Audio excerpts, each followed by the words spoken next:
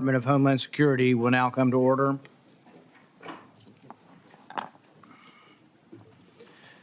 The Department of Homeland Security, with 260,000 employees and nearly 20 distinct components, epitomizes in many ways unchecked power. Its vast responsibilities, from border security and disaster response to counterterrorism and cybersecurity, demand rigorous scrutiny to ensure that they are executed within the bounds of the Constitution and with respect to the freedoms of the American people. Nearly 2 years ago, when I became the ranking member of this committee, my team sought to understand the extent of this bureaucratic labyrinth. We asked DHS for a comprehensive list of collaborative entities it participates in, task forces, advisory boards, coalitions, commissions, and the like. The response was astonishingly opaque. They stated there is not a single comprehensive list to address all the collaborative relationships that the department and its components engage in. In other words, we do so much stuff and we're so big we can't describe it for you. But if we can't describe what we have, we got a problem. In plain language, the DHS had really no idea. Think about it. An agency commanding over $110 billion annually can't account for its own activities. This is not just bureaucratic incompetence, it's emblematic of a deeper issue, an agency unsure of its own boundaries and commitments. How can an agency fulfill its mission or earn the American people's trust if it doesn't even know the extent of its own operations? But the problems don't stop there. Instead of focusing on critical threats, like securing the southwest border, DHS has shifted its gaze inward, targeting law-abiding Americans. DHS under the Biden administration has often used its vast powers to target Americans exercising their constitutional rights. It's become an agency more focused on policing speech, monitoring social media, and labeling political dissent as domestic terrorism than addressing genuine security threats. While cartels traffic people and fentanyl across an unguarded border, DHS has spent its time and resources creating partisan disinformation boards, spying on Americans through invasive surveillance technologies. The mission drift is dangerous. Every dollar spent monitoring law-abiding citizens is a dollar not spent securing the homeland. Every moment spent targeting political opponents is a moment not addressing real threats like border security, cyber attacks, or the rising influence of adversarial nation states. The priorities of DHS have been deeply distorted, and the American people are paying the price. And what about DHS's response to COVID-19, arguably one of the greatest threats to Homeland Security? The answer is clear: nothing. They knew nothing of the origins, they didn't study the issue, and they had no information about gain-of-function research. We've seen firsthand how unchecked government overreach leads to waste, fraud, and abuse. We cannot let DHS become yet another agency that operates behind a veil of secrecy.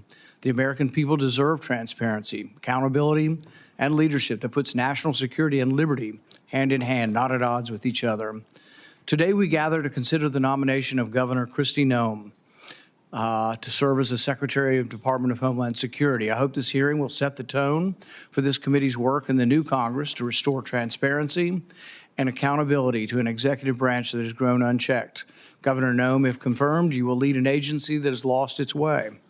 Your record as governor of South Dakota and a former member of Congress demonstrates your willingness to make difficult decisions in the face of significant political pressure and to put the interest of the American people first. You have the opportunity today to address how your background and vision will translate to leading one of the most critical and scrutinized departments in the federal government. This is the first of many consequential moments for this committee as we renew our commitment to the constitutional oversight role that Congress must assert. I have no doubt that the nominee will consider in the coming weeks and months that you will be up for the challenge. Governor Noem, thank you for your willingness to serve, and I yield to the ranking member for his opening remarks.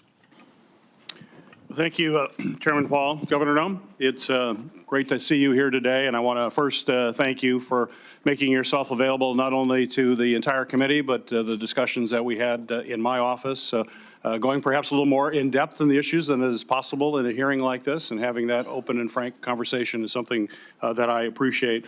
I also appreciate your willingness to spend time with committee staff as we conduct our due diligence and review of your qualifications and a background to serve as Secretary of the Department of Homeland Security.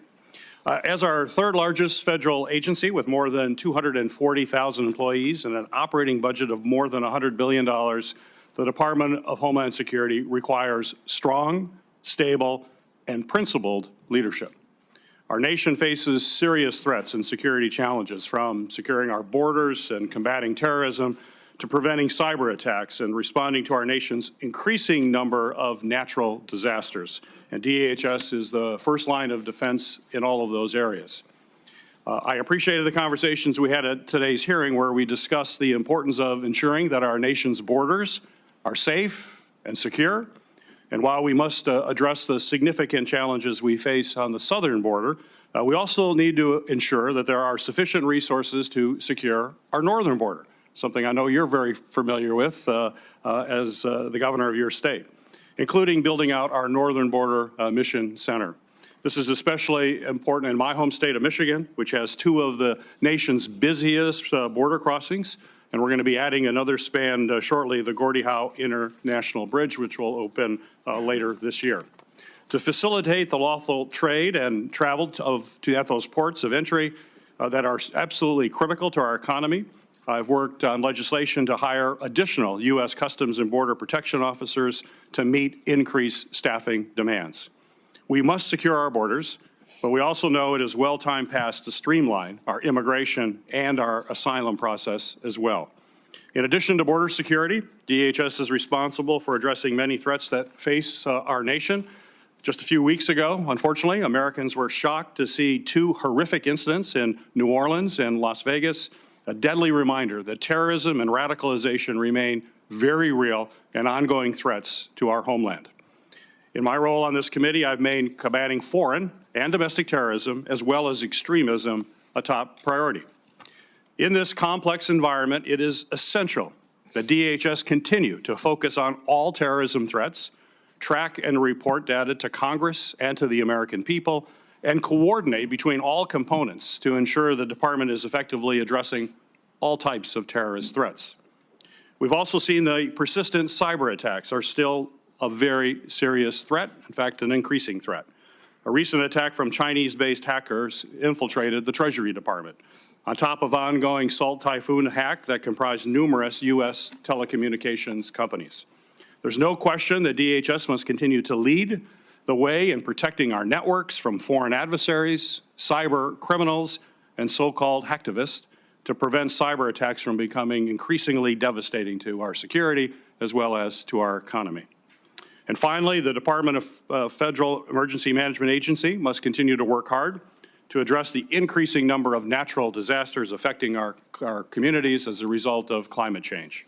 From violent storms like hurricanes that brought destruction to states across the South, to the devastating wildfires in California, and countless other severe storms and flooding events all across our country. We need leadership at the department that will ensure our nation effectively responds to communities when disaster strikes them. The safety and security of our nation and the American people depend on the department's ability to effectively address these wide-ranging threats. So, Governor Noem, thank you again for your willingness to serve in this incredibly important position, and thank you for being here today. I look forward to having a comprehensive discussion about how you intend to lead this critical department through a series of national security challenges, if indeed you are confirmed. This morning, Governor Noem will be introduced by Majority Leader John Thune and Senator Kevin Cramer. Senator Thune, you're recognized. Well, thank you, Mr. Chairman and Ranking Member Peters and members of the committee. I'm very pleased to be able to be here today to introduce South Dakota's outstanding governor, who has been nominated by President Trump to serve as the Secretary of the Department of Homeland Security.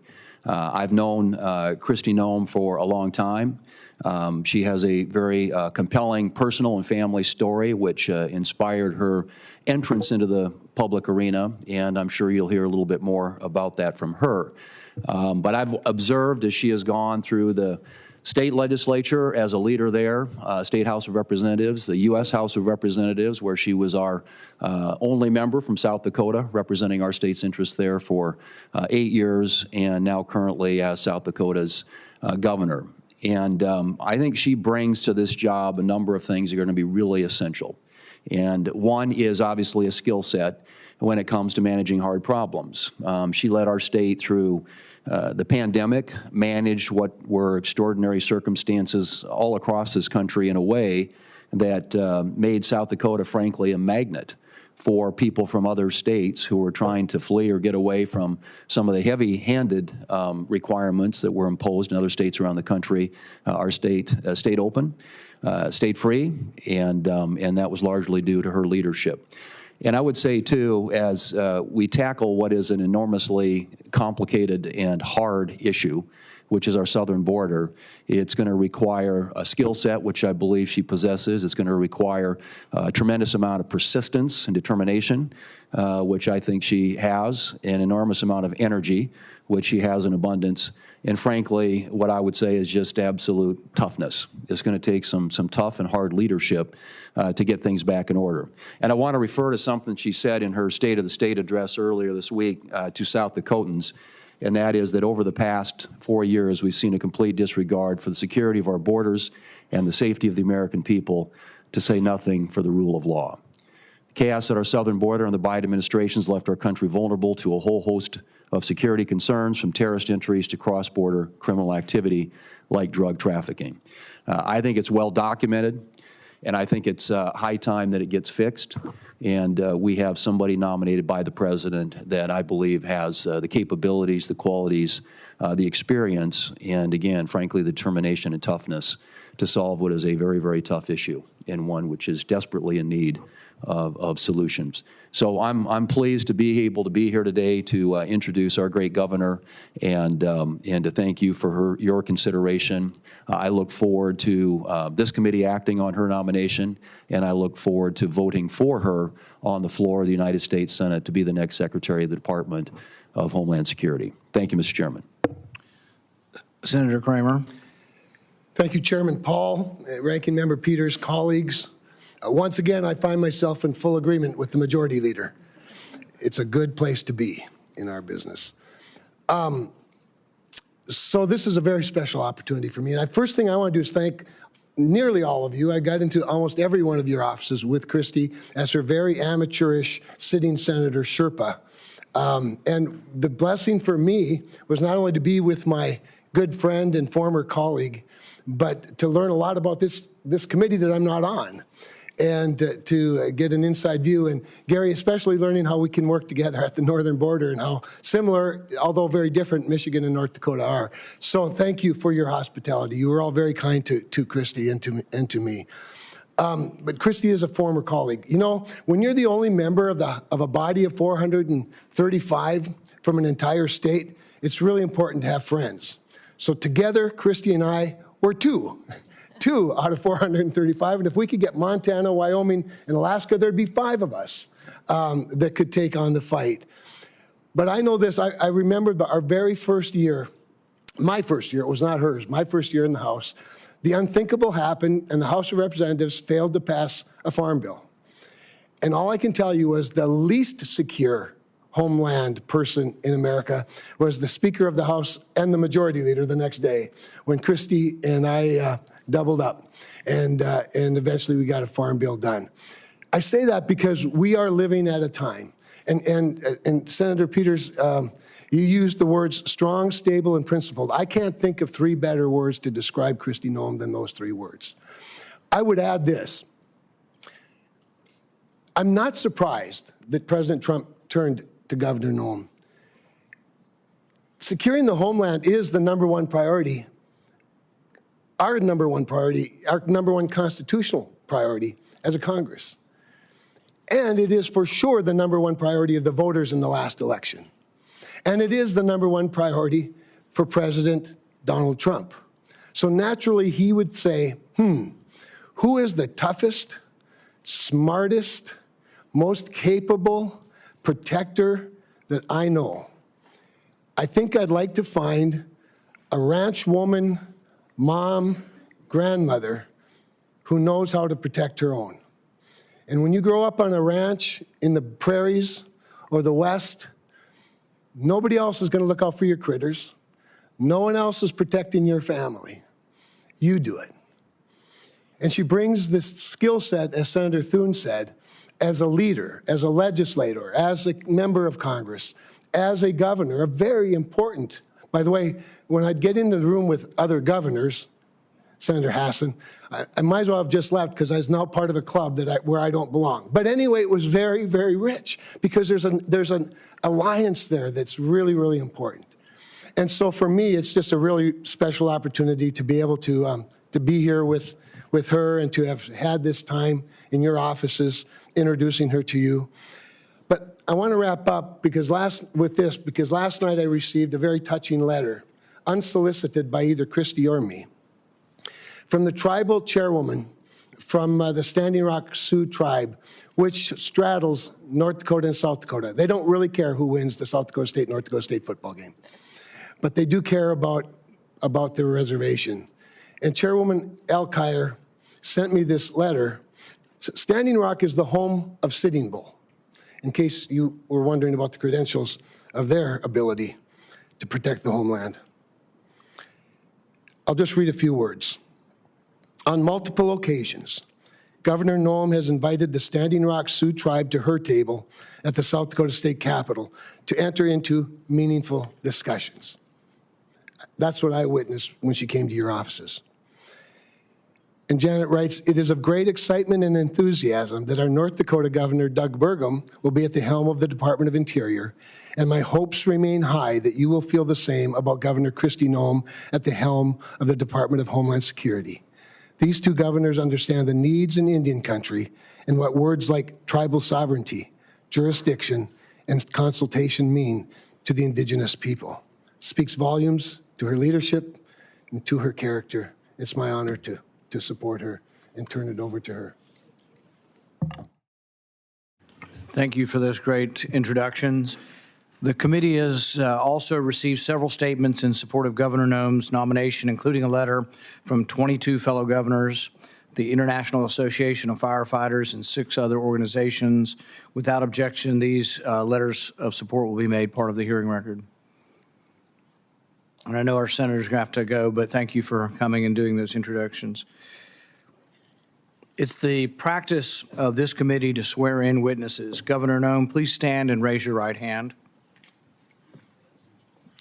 Do you swear that the testimony you will give before this committee will be the truth, the whole truth, and nothing but the truth, so help you God? Governor Noem, you are now recognized for your opening statement. Well, thank you, and good morning, Chairman Paul, Ranking Member Peters, and the distinguished members of this committee. I'm honored to appear before all of you today as the nominee for the Secretary of Homeland Security.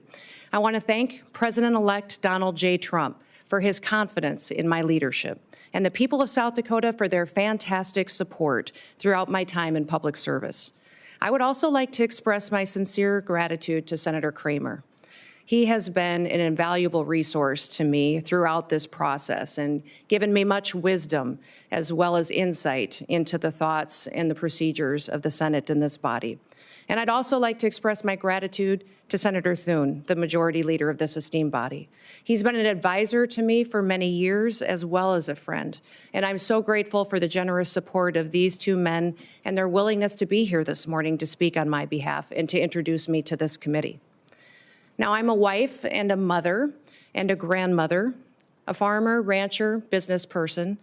I've served in our state legislature, in Congress for 8 years, and also a governor. I've spent my entire life in rural America.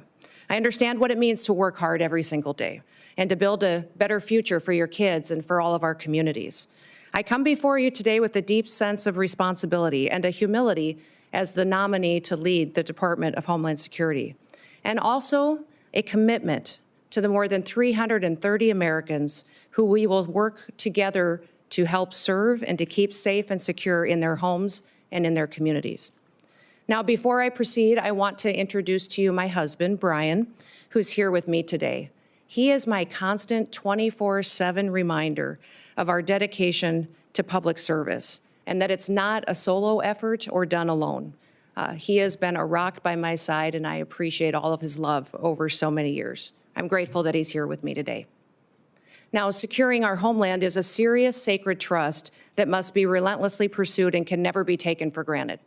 Being safe within our borders here in America is critical, and yet Americans feel less safe than they have felt in decades. For the first time in 30 years, more than 40% of Americans are afraid to walk alone at night within a mile of their homes. President-elect Trump is going to change that. I've seen firsthand the challenges and the opportunities facing our great nation.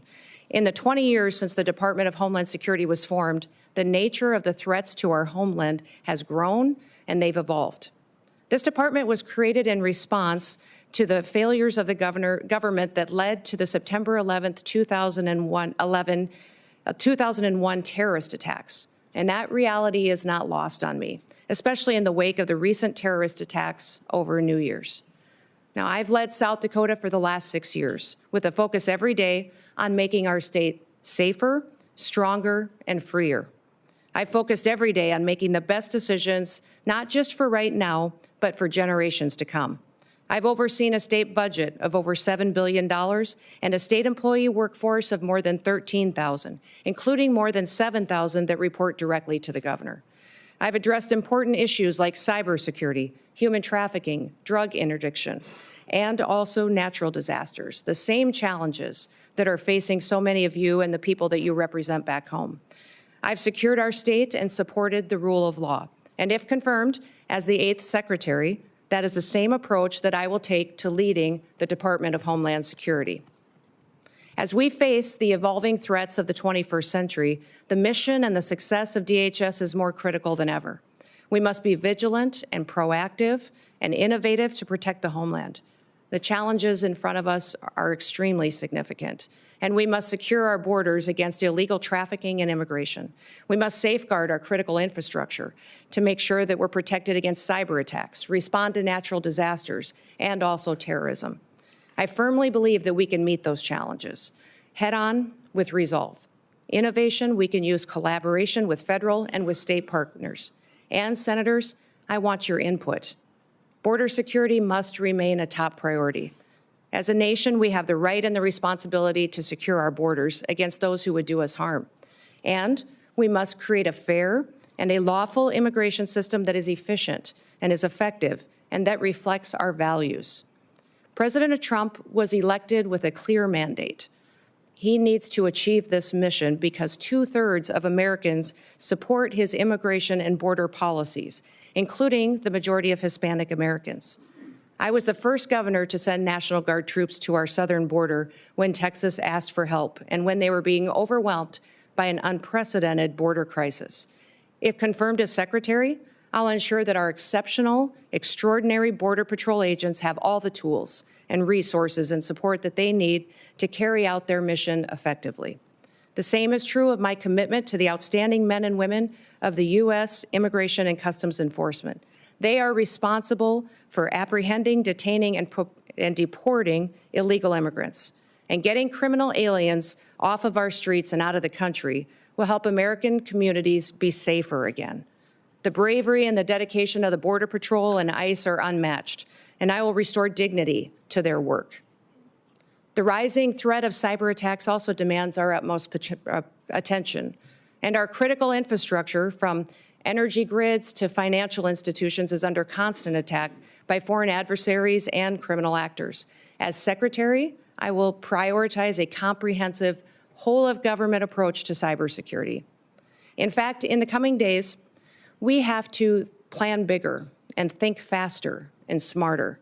I fully acknowledge that people in Washington, D.C. do not have all of the answers, and therefore I will leverage private-public partnerships. I'll advance cutting-edge, state-of-the-art technologies to protect our nation's digital landscape. And I will have a proven track record of doing this in South Dakota to back me up. I've helped make Dakota State University a global leader in cybersecurity education because we recognize the need to address this emerging threat. And I will take a proactive approach if given the opportunity to serve as secretary. Now, President-elect Trump has been a tremendous friend to law enforcement over the years, and I will do the same in my role as secretary. As governor, I've worked closely with law enforcement to make South Dakota safer. I've overseen hundreds of state troopers in the South Dakota Highway Patrol, and on several occasions, I've convened groups of law enforcement from across our state to address policies that will make our people safer.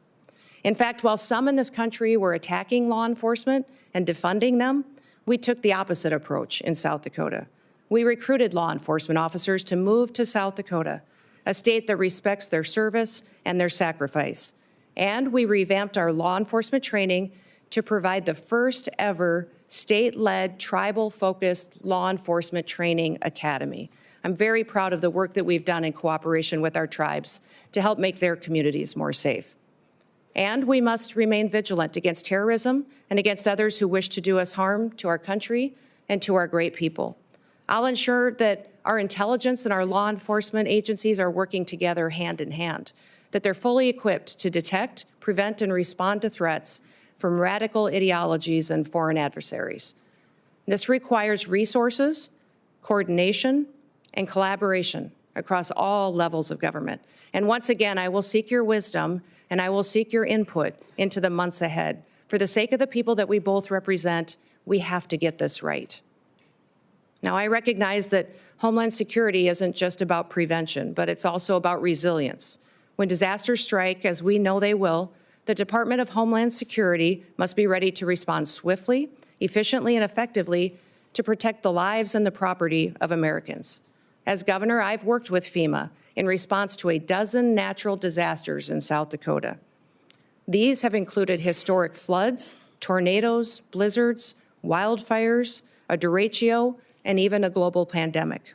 As Secretary, I will enhance our emergency preparedness and strengthen FEMA's capabilities, and we will ensure that no community is left behind, and that life-saving services like electricity and water are quickly restored. As Secretary, I will oversee the Secret Service, an agency that is in serious need of reforms. We all saw the threats to President-elect Trump last year and the consequences of failure. Now, that should never happen again. And I've worked closely with my own gubernatorial protective detail, and I'm familiar with what works and what doesn't work. And I'll bring that experience towards strengthening the Secret Service once again. I'm committed to working with this committee, with Congress, and with the dedicated men and women of the Department of Homeland Security to fulfill our mission. And together, we can ensure that the United States remains a beacon of freedom, safety, and security for generations to come. So thank you for the opportunity and the honor to appear before you today. Thank you for the meetings and the time that you took in your office to discuss the department and what we can do in the future to make the American homeland much more secure. I look forward to your questions, and I hope to earn your trust, and hopefully also your vote as we embark on this critical work together. And with that, Mr. Chairman, I yield back. Thank you, Governor Noem. We will now proceed to questions. Each member will have 7 minutes. We will have a vote that will start at 10 a.m., but we're going to continue the hearing and keep people in line as you come and go to vote. We'll keep the hearing moving. I want to be clear from the outset that we will not tolerate any disruptions. The Capitol Police have been asked to escort anyone immediately from the room if they disrupt the hearing. This is a standard question, Governor Noem, that we ask of all nominees. Governor Noem, do you agree without reservation to comply with any request or summons to appear and testify before any duly constituted committee of Congress if you are confirmed? Yes, Mr. Chairman. I'm going to reserve the rest of my time for my questions and go to Senator Peters. Thank you, Mr. Chairman. Governor Noem, the DHS Secretary has many competing priorities, as you well know, and you outlined certainly in your opening comments, from our borders to wildfires to cyber attacks. But as you and I discussed at length, and I appreciate you bringing it up in your opening comments as well, we do have a northern border in addition to a southern border. That's absolutely essential that the DHS has the resources necessary at the northern border to carry out its mission, both between ports of entry and all along the border. In fact, we've seen an increase in unauthorized crossings in recent years at the northern border. So my question for you is, if confirmed, do you commit to ensuring along with the southern border that the northern border is sufficiently staffed to maintain its security and robust trade between the U.S. and its neighbors, including at the Gordie Howe International Bridge in my home state of Michigan, have the resources they need to facilitate trade while keeping Americans safe? Yes, Senator Peters, you and I talked about this in your office and also with Senator Slotkin as well, how important it is to continue to remain focused on our northern border and all borders and ports of entry that the United States has. I think there's been some universal concern from some of the committee members that as we focus on the southern border and what we're seeing as far as the invasion there and the amount of people crossing, that the northern border would lose focus. But that will not happen, and we will ensure that our borders are secure and we're addressing all threats that may come in from any direction. And also with the bridge as well and staffing up on that as well. And I've assured Senator Slotkin as well that our focus is there to make sure that it is staffed appropriately. Very good. And as we discussed, the department is diligently working to stand up the Northern Border Mission Center at Selfridge Air National Guard Base in Michigan, following the authorization and funding that I was able to secure in the last Congress. This center is critical to supporting the department's northern border security missions and addressing evolving threats. So quick question, if confirmed, do you commit to working with me to fully build out the Northern Border Mission Center? Yes, Senator, we will look forward, and I look forward to working with you to ensure that is a priority and that it's adequately resourced, and working with Congress and senators to make sure that we have what we need to make sure that mission for that base is fully fulfilled. Great, thank you. On New Year's, we witnessed two incidents that reminded us that terrorism and extremism remain serious threats to all Americans.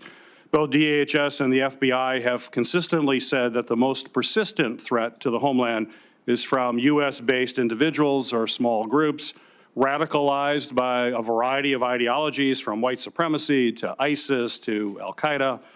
We must certainly continue to focus on people who are radicalized here in the United States with the intent of terrorizing our communities. So my question for you, ma'am, is how do you plan to address this threat of U.S.-based terrorists? Senator, this is a grave concern for our country, as we all agree that the #1 threat to our homeland security is the southern border. In fact, since Joe Biden has been president, we've seen 382 individuals that have come over that border that are on the terrorist watch list. Behind me have the governor of Louisiana with me. And he and his state and people in this country went through a horrific event on New Year's Day, and one that we never want to see repeated again. But this governor behind me is concerned also about an upcoming event, which is the Super Bowl coming shortly, which we need to do all that we can to work together, that he has the reassurance that the federal government, that the Department of Homeland Security is prepared to help him protect that event and to keep people safe while they are there. Those 382 terrorists or known terrorists that have come over our border, we don't know necessarily where they are because of what has been happening under Joe Biden's policies. Now, President Trump obviously won the last election with a clear mandate, and that mandate is for the American people to secure that border. But also, we need to focus on domestic terrorism and homegrown terrorism, which you just referenced in your question. Homegrown terrorism is on the rise. We see more and more incidents of people that are U.S. citizens that have become radicalized, and knowing when people are leaving the country and coming back and changes to their behaviors and what their actions are is critically important. So the resources that the Department of Homeland Security has needs to be utilized as far as identifying those threats and being proactive to prevent them, but also protecting civil rights and liberties in that process, and making sure that the department is on mission to do what it was called to do, why it was created, and what authorities that Congress and the Senate has given them. My hope is that Governor Landry and his staff and his people and the people that attend the Super Bowl know that the Department of Homeland Security is their partner, is on watch to protect them and to keep that event safe. I hope all Americans know that leadership has consequences. I hope that we can get through and get your support for this nomination and get confirmed quickly so that we can address the threats that we currently face and make sure we don't have any repeats of the day that we saw just starting this year on New Year's Day. In the last 2 years, we have seen increasingly aggressive and expansive cyber attacks against our federal agencies. Just last month, Chinese hackers infiltrated the Department of Treasury and stole potentially thousands of unclassified documents. So given these concerning trends by the PRC to hold our federal networks hostage, do you believe that federal agencies should be required to implement cybersecurity upgrades and maintain the highest cybersecurity standards to protect sensitive or classified data and U.S. citizen information as well? Well, Senator, the mission of CISA, which is the Cybersecurity and Infrastructure Agency, the mission of it is to hunt and harden. It's to find those bad actors and help work with local and state infrastructure, critical infrastructure entities so that they can help them be prepared for such cyber attacks and that they can make sure that they're hardening their systems to protect them in the future, recognizing the vulnerabilities that they have. CISA's gotten far off mission. They're using their resources in ways that was never intended. The misinformation and disinformation that they have stuck their toe into and meddled with should be refocused back onto what their job is, and that is to support critical infrastructure and to help our local and small businesses and critical infrastructure at the state level to have the resources and be prepared for those cyber attacks that they will face. You know, Salt Typhoon was a campaign of espionage by the PRC in China against our telecoms, where large amount of data was stolen and taken, and people's private information was taken as well. And we've also seen China and the PRC go after our critical infrastructure with the Volt Typhoon hack. And that was extremely dangerous because there was no reason for them to do that, just to steal people's data and information. The reason for them to go after that was to control our critical infrastructure, for the ability to see if they could shut down a water plant, a utility company, and that was to cripple our country. So these threats are real. CISA needs to be much more effective, smaller, more nimble, to really fulfill their mission, which is to hunt and to help harden our nation's critical infrastructure. Thank you. Thank you. Thank you. Senator Scott. Governor Noem, congratulations on your nomination. Thank you. I think you're going to do a great job. Thank you. I think it's great that you're a governor and you bring that expertise to the table. So I just went through the campaign to get reelected, and it was after the Butler shooting. I'd asked people, I said, at all my events, I say, raise your hand if you think the acting director of the Secret Service is going to tell us what happened. Not one person. I said, what about Secretary Mayorkas? You know, he's running HHS. What do you think? Or Homeland Security. What do you think? I said, how about Christopher Wray? You know, head of the FBI? Not one person. Can you just talk about the importance of transparency and accountability in government and how you're going to bring that to the table? Yeah, Senator Scott, thank you for that question, because that's what I have found across the country as well, and I know it's certainly true in my home state of South Dakota, is that people don't trust the federal government. They don't trust our leadership and this current administration that's in the White House right now to tell them the truth. To tell them the truth about what the threats really are, about our agencies and departments, when there are failures, addressing them and fixing it. The Secret Service is one of those perfect examples. They need leadership that understands why that Secret Service was created and what it needs to do. There's two elements really that the Secret Service is tasked with, and that is protective detail and then also investigations. Yet we see investigators within the Secret Service out there investigating antiquities and other things that are off mission when they should be focused on making sure we're addressing national security events with the protocols that are necessary and protecting the individuals that they're charged with and getting that skill set and training that are necessary. That's been compromised by not having enough people there and being adequately staffed and resourced. But frankly, the leadership hasn't been honest about talking about it. We saw this with the drones over New Jersey as well, the federal government not answering the questions from the public. And when they finally got a straight answer out of President Trump, they felt reassured that somebody recognized that this was something they were questioning and that they deserved answers. My goal and my mission is to build trust. We will undertake a large job and a large duty that we have to fulfill, that the American people expect us to do by securing our border, to make sure that our nation is a nation with borders, or we're no nation at all, and that we are making sure that those criminal actors that are perpetuating violence in our communities and in our cities and towns and states are removed from this country, that there's consequences for breaking the law in our country again. There has to be consequences, because when Americans break the law, there's consequences. And why would we ever allow someone to come in from another country and not allow them and not have consequences, or allow them to continue to go forward and to commit rape and murders and other break other laws that endanger our society. So we've had over 13,000 murders that are loose in this country that have come over that border. We've had almost 16,000 rapists and sexual assault perpetuators that are loose in this country right now. 425,000 plus people have criminal convictions that are here illegally in this country that our current administration is doing nothing to round them up and get them out of our country. We will be doing that immediately, and that will be the priority. And that is one of the reasons that today the American people have lost their trust. President Trump will build it back and know that their federal government is accountable to them and is working to put America first again. So Joe Biden completely opened our southern border and dismantled our entire immigration system. As a former governor, I know that when the federal government policies are broken and failing Americans, you see the impacts in your state, just like I did when I was a governor. And you take the steps necessary to protect the families in your state. I know you've done that. One thing you did, as you talked about before, you sent troops, our National Guard, to the southern border. Can you talk more about how Biden's open border policy has affected your state and communities and the role your state resources placed in helping secure the border?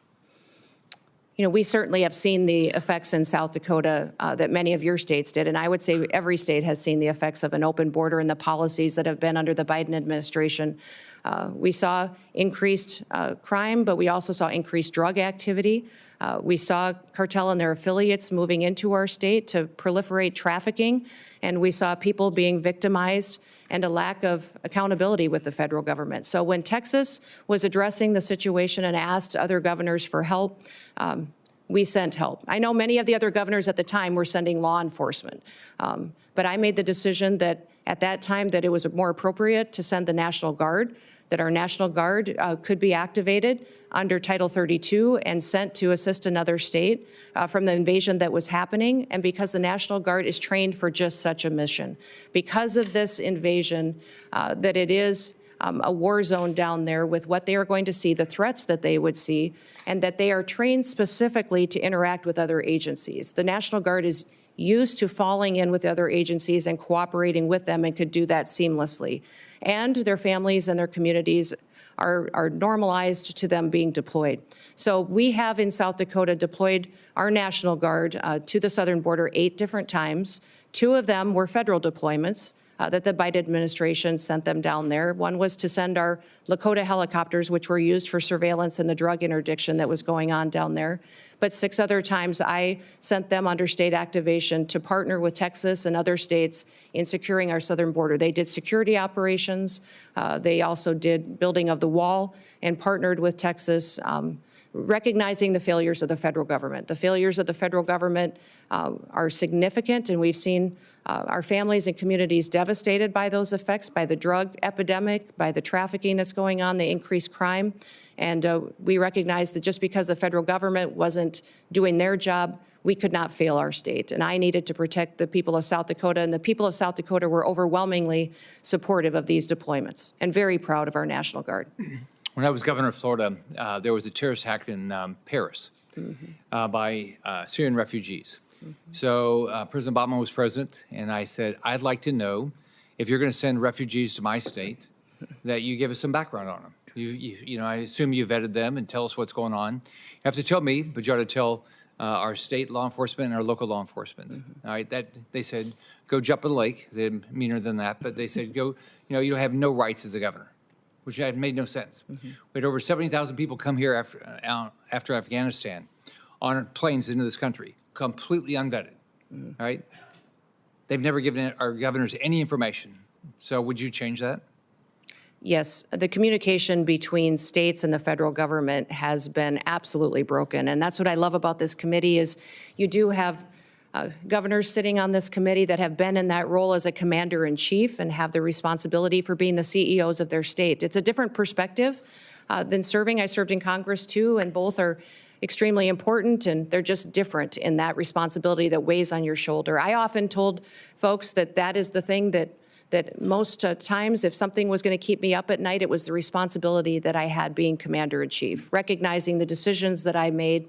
And I'm sure you had this feeling as well, Senator Scott, as governor, that impacted those families, those soldiers, and it impacted their communities when we pulled them out, and the importance of that. And when they were bringing refugees into the country, I as well communicated that to the federal government. They were bringing refugees, and I asked how they were vetted, how we were working with their home countries to find out who they really were, what their intentions were, and why they were coming to the United States, and received no information from this administration, that vetting process was being done, that we knew where they're going. In fact, they kept us in the dark and didn't communicate to us even what states and where those refugees were being placed. So that is something that we need to change. When we have programs that fall under the purview of the Department of Homeland Security, there needs to be communication, especially with the governors, so that we can coordinate to ensure that it's the right thing for that state. Thank you. Senator Hassan. Thank you, Mr. Chair, and welcome, Governor Noem. Really appreciate you being here. Welcome to your family as well. Thank you. And families do share in this kind of public service, and we appreciate them very much. As we discussed at our meeting last month, as a former governor, I appreciate the important responsibilities that governors have to ensure the safety and security of their communities, including by managing public safety and emergency agencies. And I will say that in many ways, I agree with some of the things that Senator Scott just said about improving communication between the Department of Homeland Security and governors around who is being sent to states. It's a critical issue and something that I was frustrated by when I was governor. So I look forward to hearing more today about your priorities, if confirmed, about how your experience as governor would help you run the Department of Homeland Security. Let me just start by following up with a question that Senator Peters had also touched on. We have recently in New Hampshire seen a dramatic increase in unauthorized border crossings at the northern border. And when I was at the northern border recently, law enforcement told me about the need for more personnel and resources. We still don't have cell phone coverage in a lot of the stretch of our northern border. I've worked with Senator Kramer on bipartisan legislation to strengthen our northern border strategy because it's clear more support is needed. So, Governor, if you're confirmed, would you deploy additional full-time personnel and upgrade equipment along the northern border? You know, Senator, I enjoyed our meeting that we had and you identifying the northern border issues that are going on, the lack of security and the lack of technologies that you really need to cover some of the landscapes that are there. Very different than the southern border, some just as equally challenging, but all need to be addressed. So I definitely will be working with you to ensure that our northern border is adequately resourced as well. And we do have to have the resources in order to be successful. Right. That's something I want to work with Congress, with the Senate and the House on, to ensure that the resources are there to meet the challenges that we have. We have not fully utilized the technologies that are available, that are necessary to really secure this country and to compete with those bad actors which wish to infiltrate our country. And having the ability to utilize them will make us much more safe. So I'll work with you most definitely in ensuring the northern border is protected. Well, I appreciate that. And I just note, too, that at the same time, there's real concern in New Hampshire and all along the northern border that we strengthen the border and have the resources we need. We also have a really strong economic relationship with our our friends to the north and a lot of family relationships. So I think it's important that we're smart in the deployment of technology. We don't want to impede that flow of economy and people that's lawful, but we do want to make sure that we have the resources we need. I want to turn to the southern border now. At the southern border, we need significant technological investments to support law enforcement personnel in their efforts to catch fentanyl smugglers, to stop human traffickers, and seize the cash and illegal guns that criminals traffic southward to the cartels. And we talked about this a little bit. There's bipartisan support for these investments, and I've worked with colleagues, including Senators Langford and Cornyn, on legislation around these issues. Governor Noem, could you identify specific technological investments that you would make at the southern border, and are you willing to work with me on increasing southbound inspections if you're confirmed? Yes, certainly, Senator. You've heard President Trump talk about the need to build a wall, and the wall and infrastructure is critically important, but also at our 382 legal ports of entry, we need to have technologies so that flow can happen north and south, and it can happen in a legal manner to ensure that our commerce can continue to operate and that we can continue to make sure that we're also secure. I think de minimis shipments are a concern, and the need to look at those and how traffickers and fentanyl distributors are using that. I think we also need to use scanners, surveillance operations. There's new technologies out there to cooperate with satellites in some area where the topography does not necessarily facilitate having actual infrastructure, and then also the ability to make sure that we're utilizing that technology that allows us to know what is going south that might be fueling some of the violence that ends up coming back north, and ensuring that we're stopping that before it has the chance to supply those cartel and bad actors that would come in. Yeah, I really appreciate that, because the southbound flow, particularly of cash and weapons, fuels the cartels and strengthens them. Absolutely. And it's something that we really have to focus on. I also want to follow up on the issue of cybersecurity. Recently, criminals launched a successful cyber attack on PowerSchool, a cloud-based record management system that contains personal information about tens of millions of kindergartners through high school seniors, including many students and teachers in New Hampshire. This cyber attack on PowerSchool comes as schools and local governments across the country have seen a surge in cyber attacks on their systems. And when a small school of maybe a couple of thousand system, maybe 1,000 students or so has to pay $2 million in ransom, I want you to think about what that does to one of our small communities, right? So Governor Noem, if you're confirmed, how will you empower the Cybersecurity and Infrastructure Security Agency to improve the cybersecurity of state and local governments in the United States? Well, thank you, Senator. If I am confirmed and have the opportunity to serve as secretary of this department, I'll be following the Constitution and the rule of law, and then getting these departments back on mission to why they were created and why they are existing. What CISA should be doing is helping those small entities, those schools, those local city governments, the state governments, and the small businesses that are critical infrastructure that don't have the resources to stay on top of the critical protections that they need to enact. Well, let me follow up just quickly on that one point. It's something we discussed when we had our meeting. I worked with Senator Cornyn on a bipartisan bill that became law that created a cybersecurity grant program for state and local governments. This is in addition to each state getting a cyber coordinator to help on the ground. We discussed this program, and I know you as governor had some reservations about the structure of the program. But if confirmed, will you commit to working with Congress to adjust it? I'd love your input about what gave you pause as governor. I think there were only 2 governors who didn't participate in the program. And I hope that as we work on the concerns you have, you'd work with me to adjust and reauthorize the program. Yes. All grants within the department will be evaluated when I come in and be looked at to see what we can do to make sure that they're actually fulfilling the mission to which they were established. What I would say about the cybersecurity grants in South Dakota, when I came in as governor, one of my main priorities was to bring the next industry into the state. Right. And I determined that that would be technology and cybersecurity. In fact, we have Dakota State University in our state, which is a cybersecurity national leader in training those cyber warriors that we need to protect us and keep us safe. I've since then partnered to grow and double the size of that school. We train a lot of NSA employees. Yep. In South Dakota. And so understanding cybersecurity and my experience in that, I think, is critically important to the department and bringing it to the table to do this. You talked about why we didn't take that cybersecurity grant in South Dakota, and it's because the requirements of that grant would have caused me to grow my state government. The administration costs of it would have been much more than what it would have been able to facilitate at the local level, and our state was already proactively helping these individuals that needed the resources to secure their systems. Well, I appreciate that. I'm way over time. There were very few requirements purposely in that grant program other than to make sure the money was being spent the way we authorized. But let's continue to talk about that. Thank you. Senator Hawley.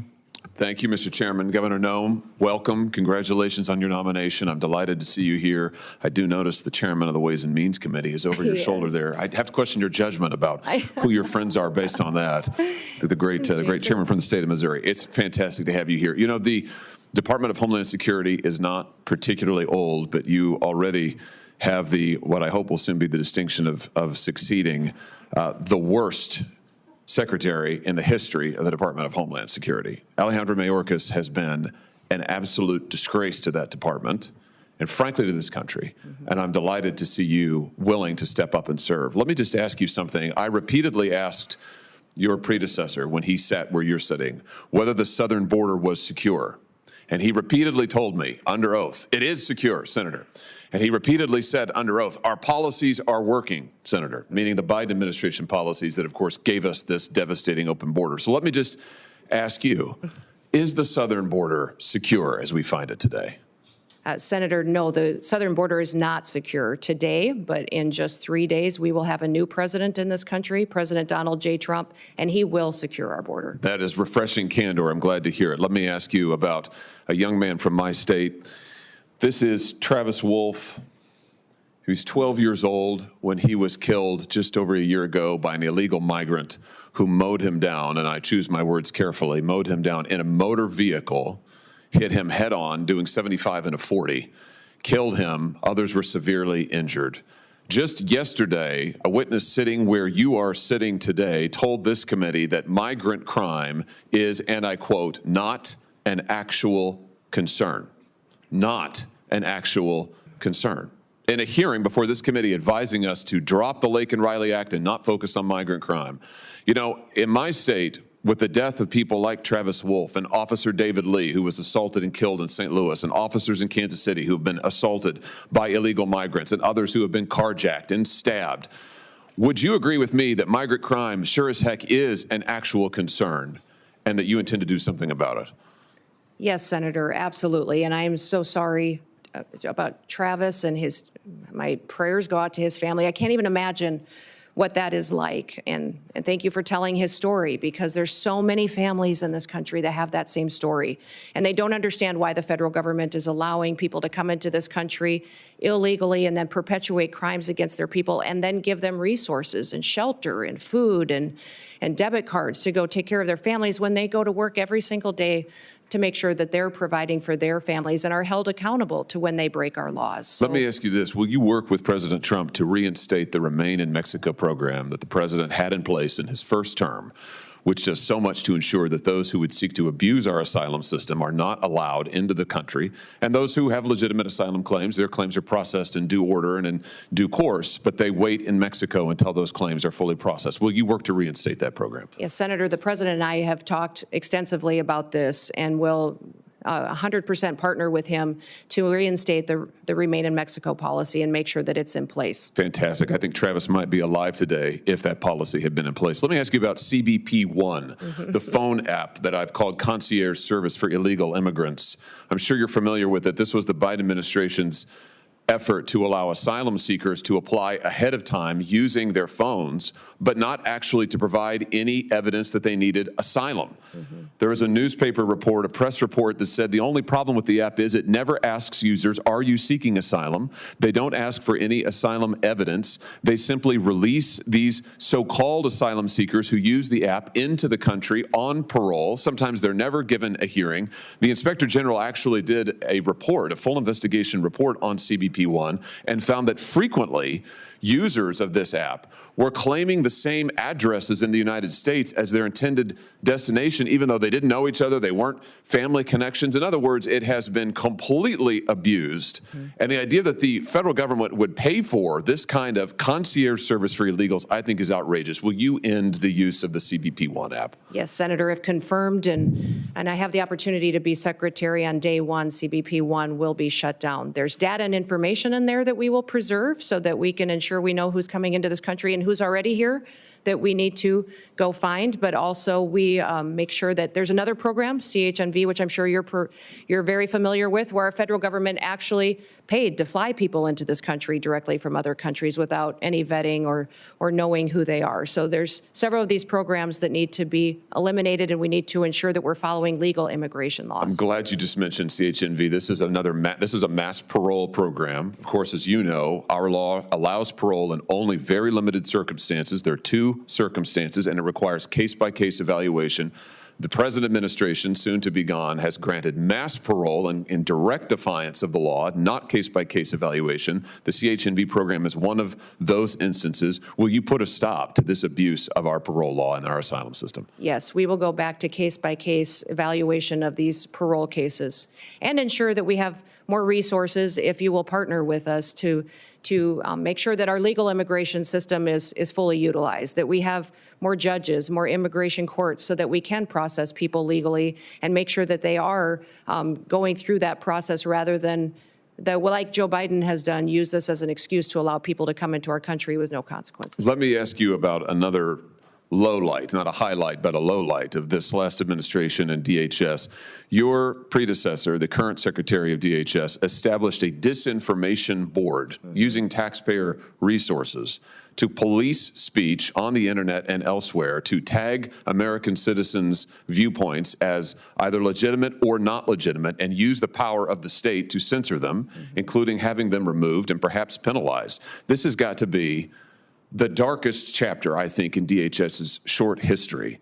He eventually withdrew the board under intense criticism, but has never fully repudiated it and never promised not to do it again. Will you pledge to us here today that under your leadership, there will never be a disinformation board or anything like it at DHS, and you will be a champion for the free speech and First Amendment rights of all Americans? Yes, Senator, there will not be a board such as that under my leadership at the Department of Homeland Security. Fantastic. Absolutely. Let me ask you in my remaining seconds just one more thing about the Secret Service. You've mentioned this, and I'm so glad that you did. This committee, and it has been bipartisan, this committee has done bipartisan work on the attempted assassinations, or the assassination attempts, I should perhaps say, of the former president, soon to be the future president, soon to be the president, President Trump. We were stymied at every turn. And I should use the present tense. We are currently being stymied at every turn by the current Secret Service leadership and, frankly, by the leadership of DHS, who have refused to turn over documents, who refused to make people available for interviews. We finally had to pass my own law in this committee, which we unanimously adopted, a law, a statute, mind you, which would require DHS and Secret Service to turn over relevant information to us about the assassination attempts. It's unbelievable.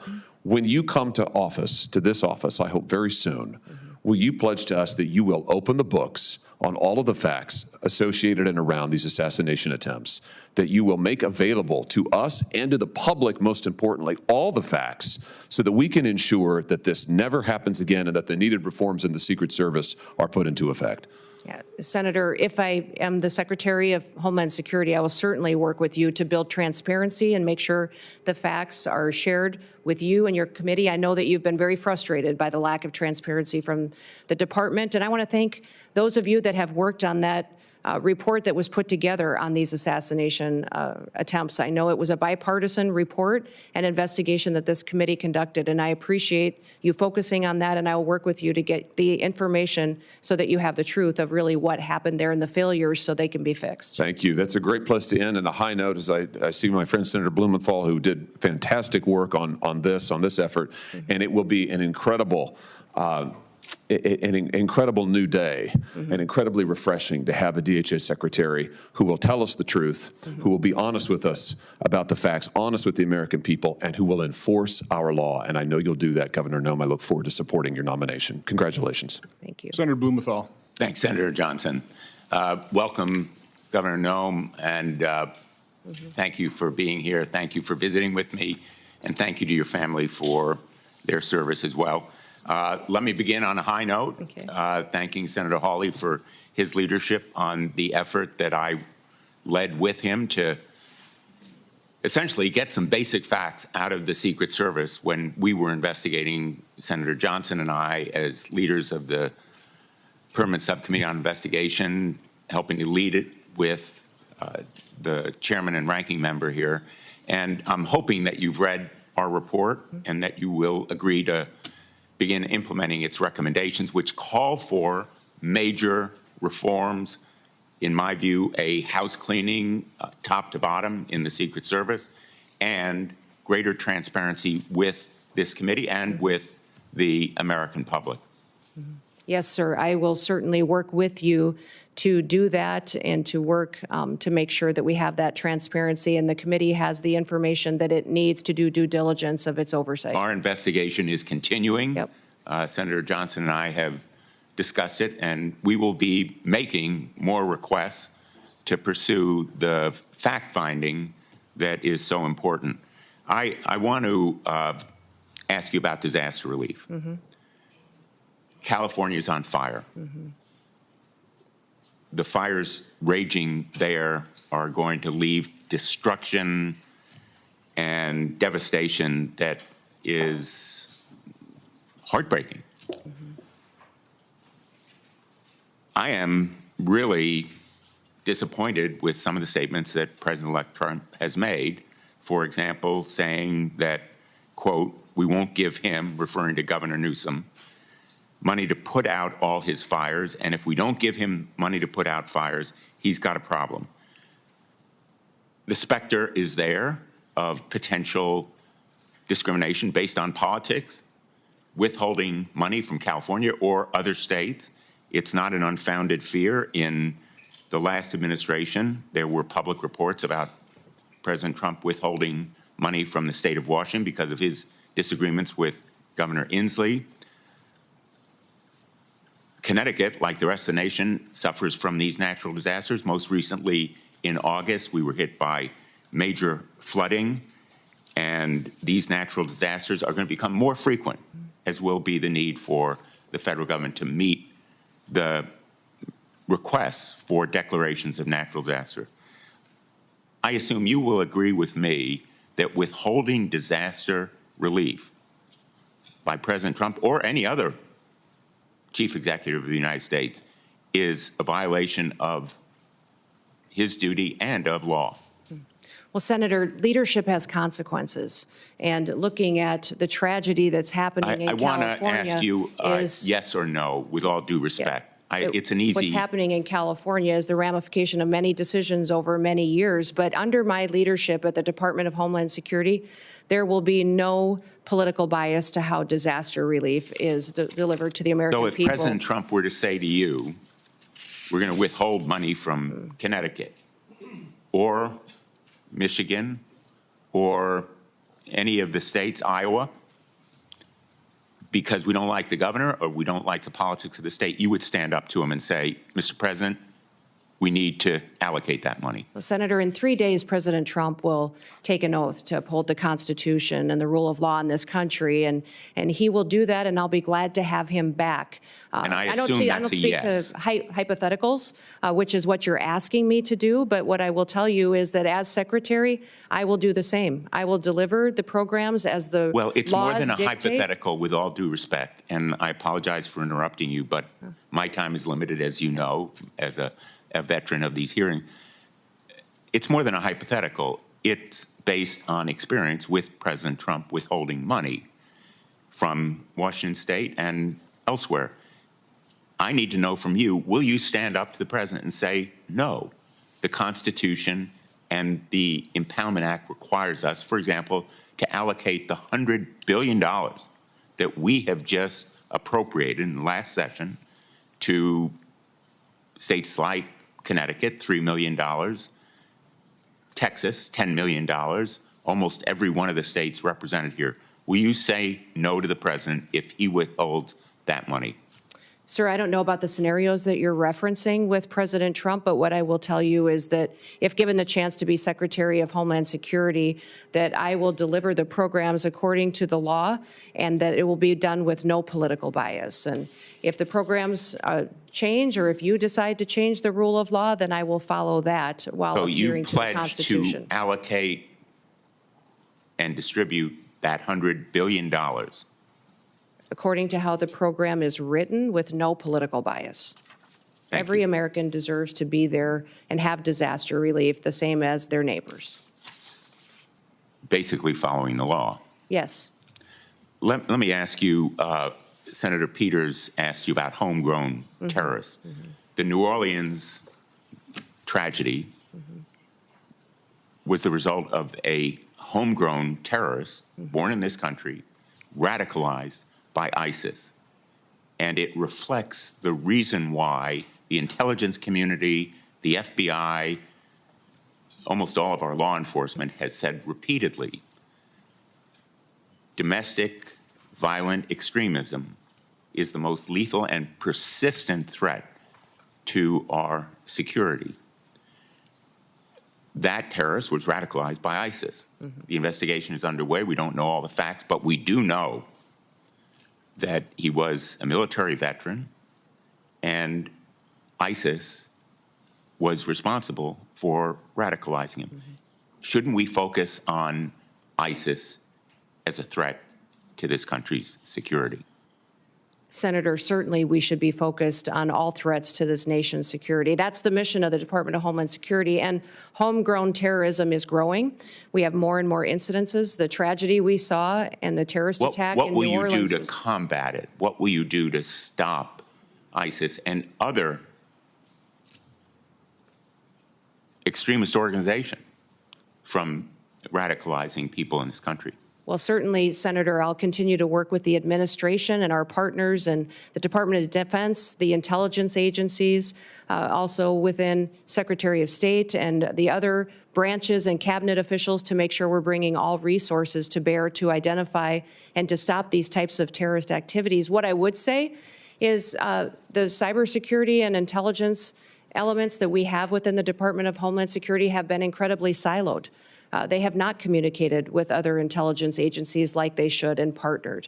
INA has some interaction, but not enough. And we also need to have CISA have interaction with the FBI, CIA to make sure they're working together to stop these types of threats and identify when they're growing among our citizens and how they become radicalized. Expired. This area of questioning, I think, is supremely important. I know there's a lot of focus on the border. We all want more border security. We want to stop migrant crime, but let's not take our eye off the ball. The governor of Louisiana for the Super Bowl ought to be really riveted on the potential for homegrown terrorism as a threat. And I hope that you will help him and other governors to do their duty to protect the people of the United States from that homegrown terrorist threat. Thank you. I look forward to working Senator with you. Ernst. Thank you, Senator Johnson. Governor Noem, thank you so much for being here today, and I want to thank you for your continuing service, the service that you had as a member of Congress, the service that you have displayed as a governor of the great state of South Dakota, our neighbor to the northwest, and for being willing to step up and take on this immense responsibility. So thank you so very much. We had such a good discussion when you came to my office in the last several weeks, and we talked about the importance of securing our border and fixing our broken immigration system. And I'd like to start today by sharing a story about one of my constituents from Council Bluffs, Iowa. And what we have seen through this broken border is tragedy that strikes so many families across the United States. So very similar to the story that was shared by my colleague from Missouri with his constituent, Mr. Wolf. I have a young woman by the name of Sarah Root who encountered tragedy on January 31st, 9 years ago. So Sarah Root was struck and killed by an illegal immigrant who was drunk driving. He was driving at 3 times the legal limit of alcohol. And Sarah's killer was bonded out before the Roots laid her to rest. He fled the country and has not been seen or heard from since. The Root family has not seen justice. So, Governor, how do you plan to prioritize the detention and deportation of illegal immigrants like Sarah's killer? Well, yes, Senator. Thank you for telling Sarah's story. I remember when this happened because it was so close to home and so devastating for her and her family and the entire state of Iowa and our country. President Trump is focused on making sure that these types of situations don't happen again, that we don't continue to lose our children and our family members to illegal immigrants that come in and perpetuate crime and with no accountability, and then are released with no consequences. So the number one priority of the president is to secure the border and to deport these criminal actors immediately and as soon as possible. They will be the number one priority to make our communities safer and so that we don't have this kind of situation going forward. In fact, people, I think when they first heard my name being mentioned and nominated for the Department of Homeland Security, maybe thought it was a little bit of a surprise. Like, oh, I didn't think about Kristi doing that job. But I tell people the reason that I asked for it is because I knew it was the president's number one priority. I knew that it needed to have someone in the position that would do what the president promised the American people, would be strong enough to do it, and follow through to make sure that we're protecting our communities and America, but that also came at it from a perspective of how these families feel, that was a wife and a mom and a grandmother, and would be able to stand up and communicate to the American people what we were doing and why we were, because it's what they asked us to do. I have 3 grandchildren and 1 more on the way, and when I look at little Miss Addie every day, I just think, what kind of a country is she going to grow up in? What kind of a country will we leave her and her brother and his sister? And I don't want them to think that their grandma sat on the sidelines and didn't do all that she could. So I will enforce the Constitution and the law, and I will make sure that when people enact horrific things like this that happened to Sarah and her family, that there will be consequences for it. Yeah, absolutely. And as a fellow grandma, I know that you are perfectly positioned to enforce this. I do want to move on to another topic that we visited about in my office. So I'm the founder and the chair of the DOGE Senate caucus. And so we do need greater government efficiency. And I do believe in order to do that, we need less of our employees teleworking and more of those government workers back in the office working for our constituents. And to that end, it ties together then too. We just found out that the Treasury Department had a cyber attack on December 8th from China. And no surprise here, they access servers through work from home software. So it all ties together. We need more people back in the offices, making sure that any communications are secured, any work is secured. And to that, I know the Biden administration has put a huge emphasis on the cyber bureaucracy, but they haven't really done anything about it. And they haven't given any authority to those that are enforcing the standards. So we need to enforce the standards that are set forth to make sure the cybersecurity is truly there. But what can DHS do? One, with telework, how do we get the employees back? And then 2, how do we make sure that our systems are secure from these cyber attacks?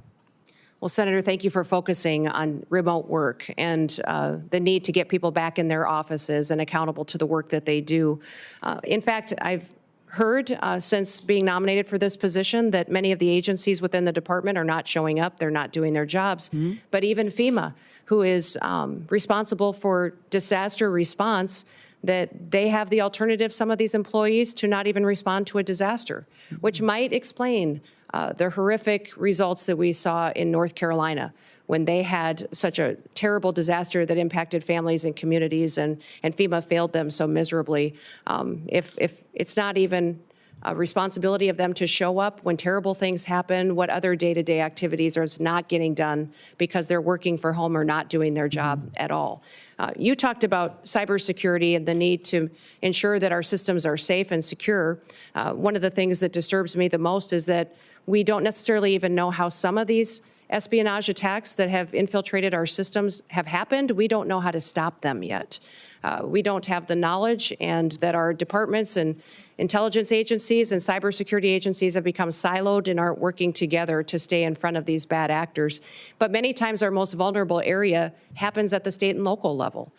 Some of these smaller entities that feed information into our systems is where they choose to infiltrate and get our data and to really hold for ransom many of these companies and then impact our federal systems as well. So one of the first meetings I had when I I was elected governor with the former governor during the transition was he said the number one priority you're going to have as governor is to secure our systems. He said our systems are so antiquated, and we've had over 16,000 hacking attempts in just the last month. You need to secure our systems to get it done. So that was a priority for me. And to do that, and we fully funded it and got it done in South Dakota, and it's being implemented today.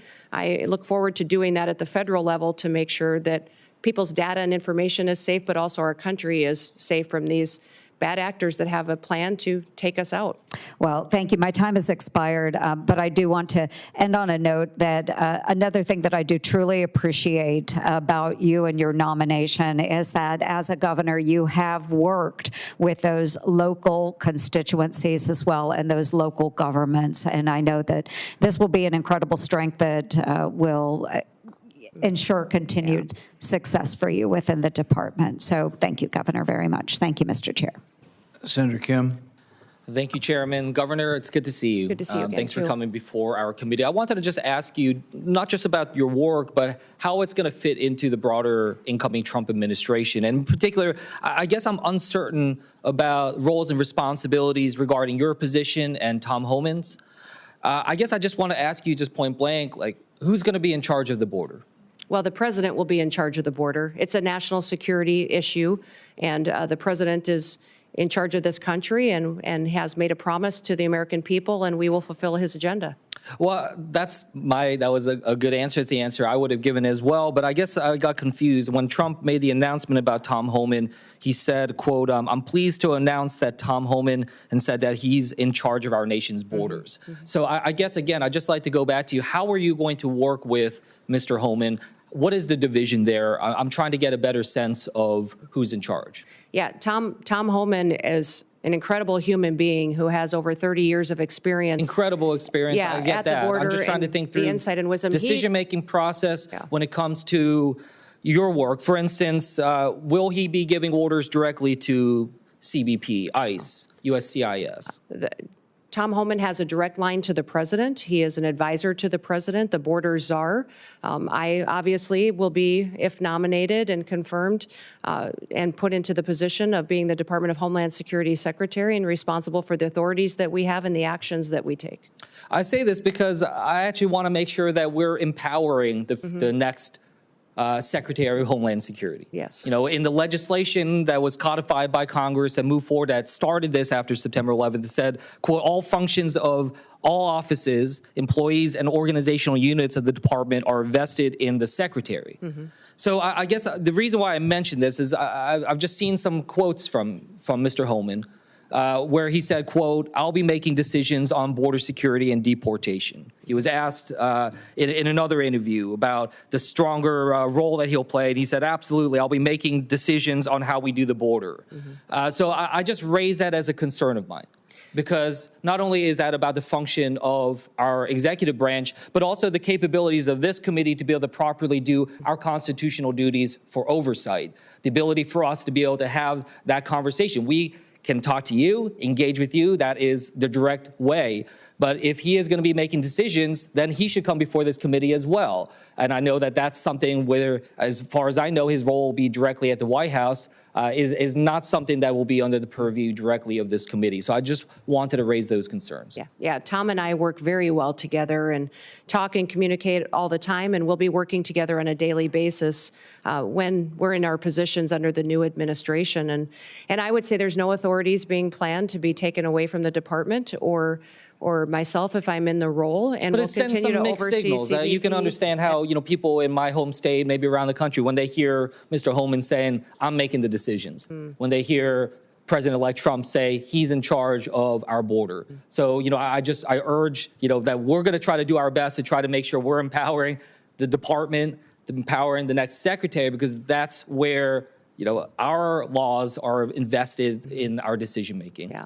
Well, thank you, Senator, and we'll make sure you have all the information that you need. And Tom working directly with the president and I working directly with the president hope to help you get all that you need to reassured that the authorities will stay the same as they currently are, but we will continue to work to secure that border and make sure that we're working together in that way.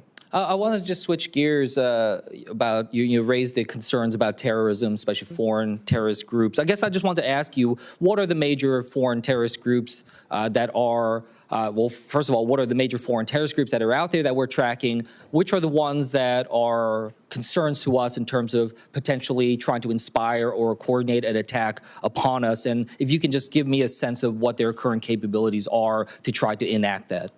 Well, I think we face a lot of threats, Senator, and since I'm not in the role today, I shouldn't get into specifics with you, but I think you can at least get into specifics about what organizations that are out there. Yes, so I just wanted to get a sense of your knowledge of the all organizations. the traditional terrorist organizations that have always threatened the United States, Such but I would as? also say, Hamas, ISIS, continuing down that path of those terrorist organizations, but we'll continue to also focus, though, not just on those, but also the cartels, their partnership with the Chinese, and what they are doing. Listen, I've told people for years, for over 30 years, I've worked on national policy, on food policy, on agriculture policy, and I've seen the Chinese agenda to infiltrate our country, control our food supply chain, but also their manipulation of their currency and stealing our IP.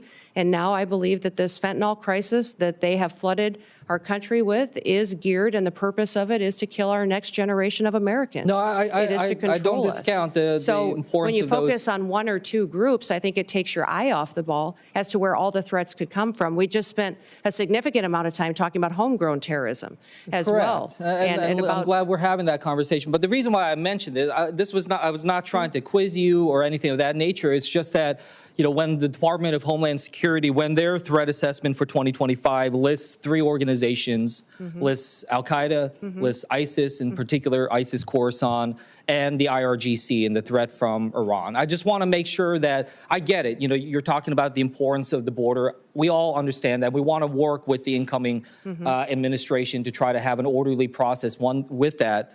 But I just want to make sure that in particular with DHS, the primary mission, you know, if we look at the founding legislation, the primary mission, the very first mission is prevent terrorist attacks within the United States and do everything we can to minimize that type of threat. So, yes, I do think it's important for us to focus in on 1, 2, or 3, or just wherever these terrorist groups are at. Yes, I know that part of that effort to try to minimize terrorist attacks is through through the work that we try to do to secure our borders, all of them, air, sea, and land.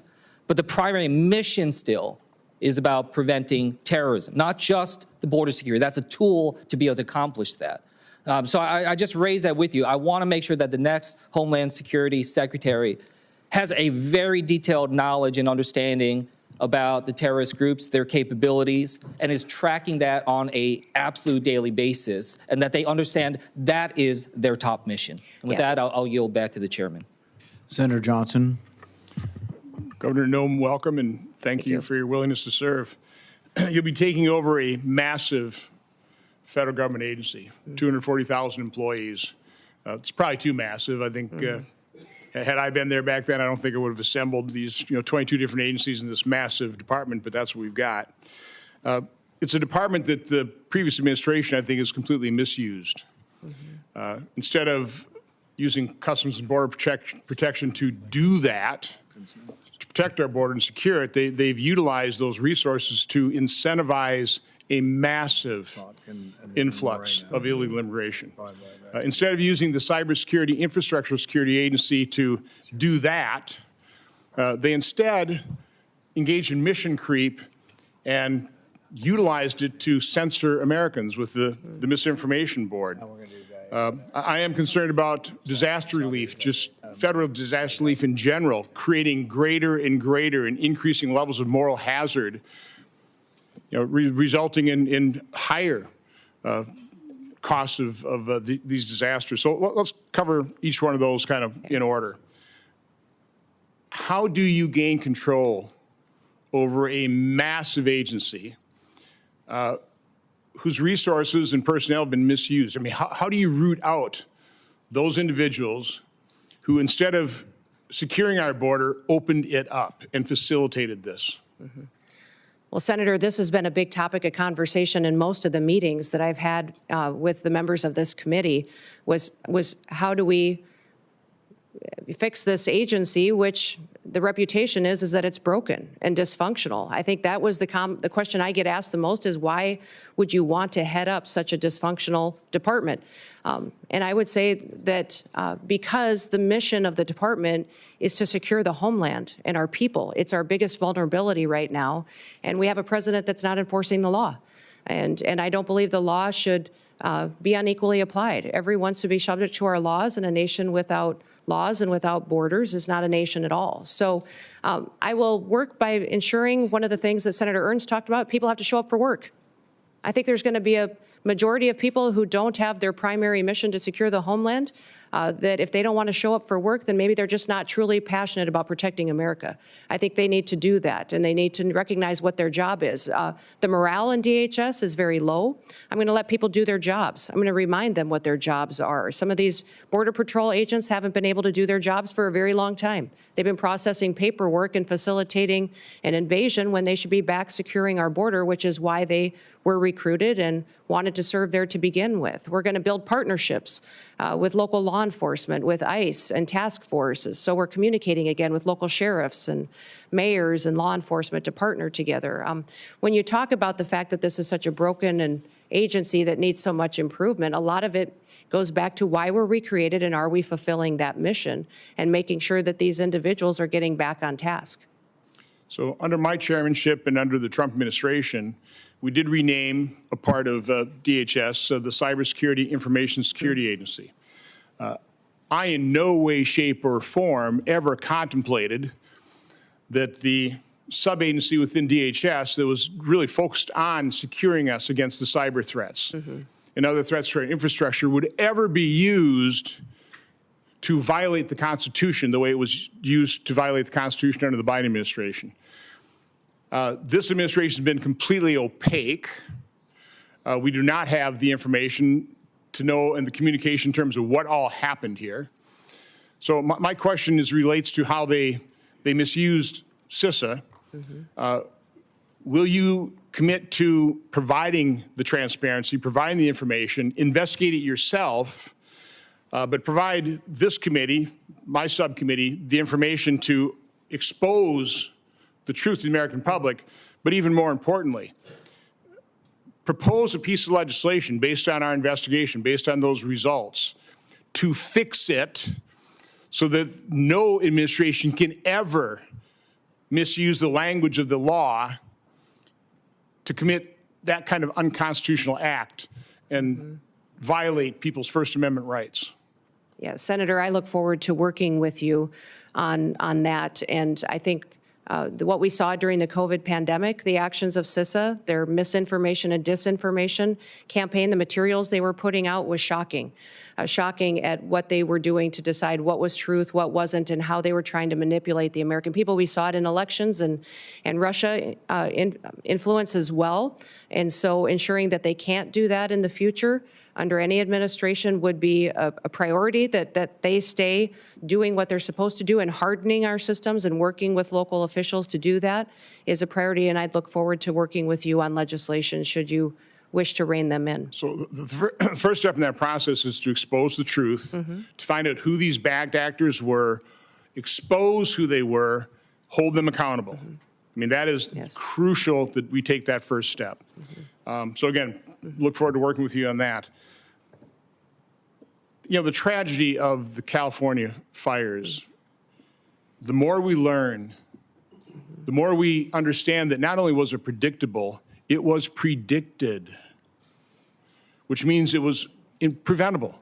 Again, you're not going to be, you can't prevent the initiation of those fires, but you certainly can prevent them from raging into the tragedy that they became, the dozens of people who've lost their lives, the hundreds of billions of dollars worth of property damage.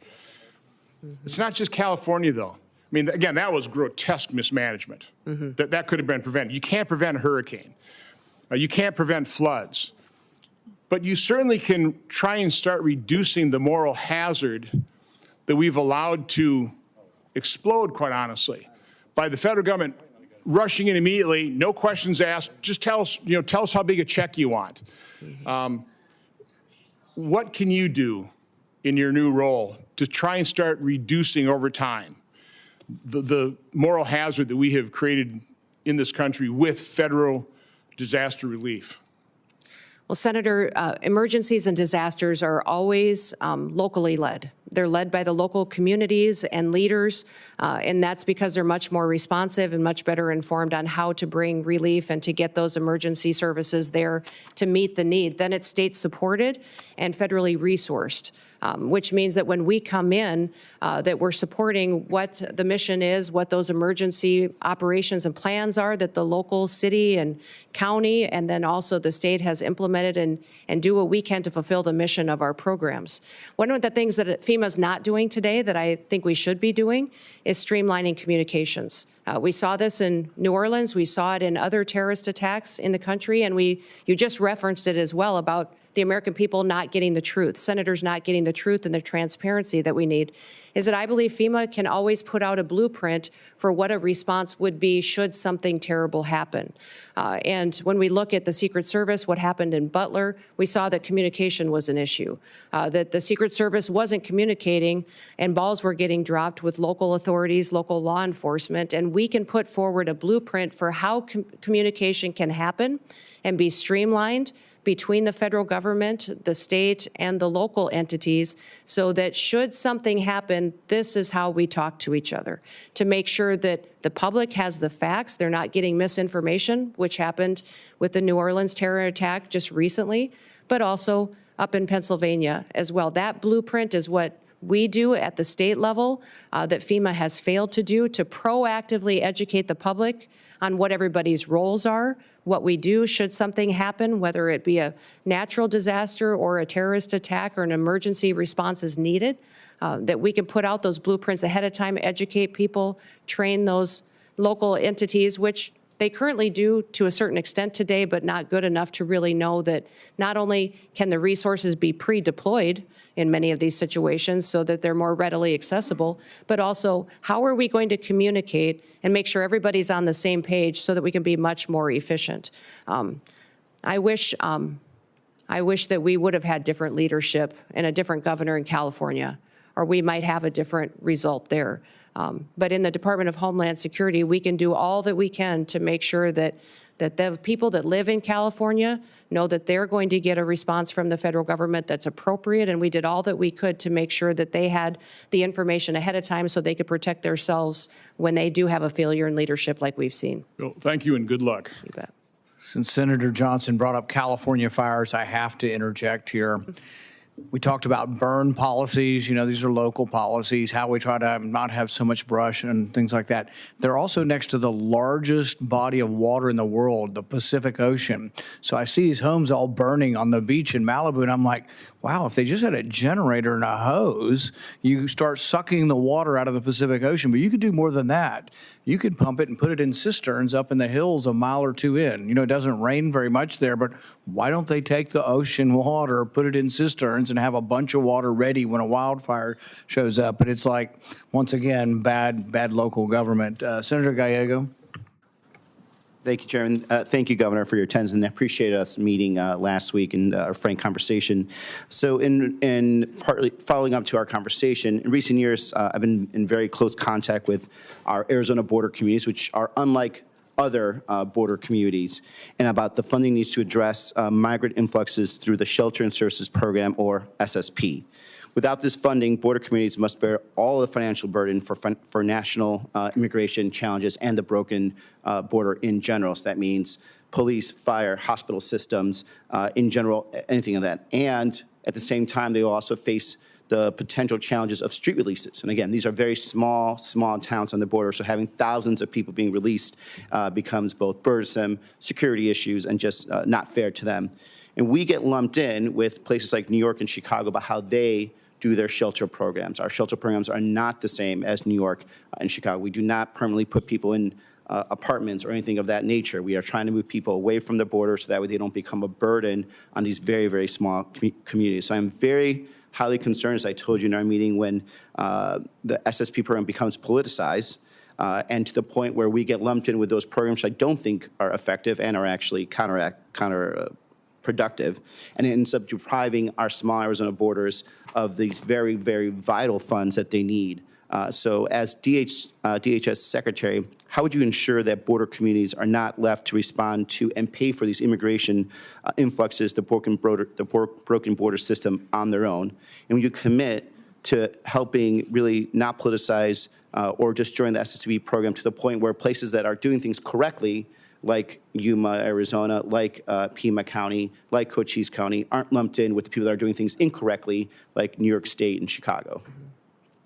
Well, Senator, thank you for the conversation in your office about the program, FEMA, the southern border and the challenges, and then also the difference between your state and how you utilize funds versus other states. I would say that my hope is that if given the opportunity to serve as secretary, that the federal government would no longer, and I believe as President Trump has promised the American people, facilitate an illegal alien invasion, and that your communities in Arizona would no longer have the issue with having people in your small towns and communities that you need to figure out how to take care of and get them to where they want to go in other places of the country. The president has promised he will secure the border, that we will uphold our nation's laws, and that he will do that to the benefit and be putting America first again. So I know we talked extensively about the SSP program and how you've utilized it, but getting these programs back to what they were intended is important. FEMA is a disaster response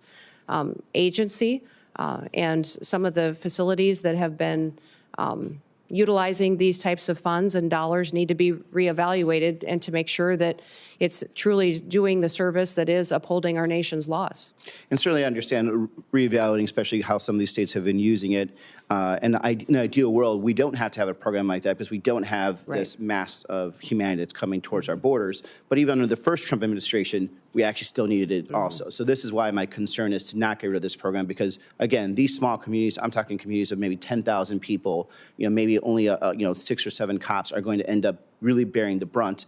And we're not a big state. We can't really compensate for those types of losses. These small communities are also largely in, you come from a rural state, counties that are largely rural with a lot of federal land, so they actually don't even have a tax base. So when the broken immigration system sends people to these borders and we end up not having to have enough, these communities don't have enough money to pay for cops, firefighters, overtime for hospital systems, it's that type of program that keeps these small communities afloat. So I just want to make sure, that again, this does not become politicized and that we are kept separate from, I think, the mistakes that other states have taken on.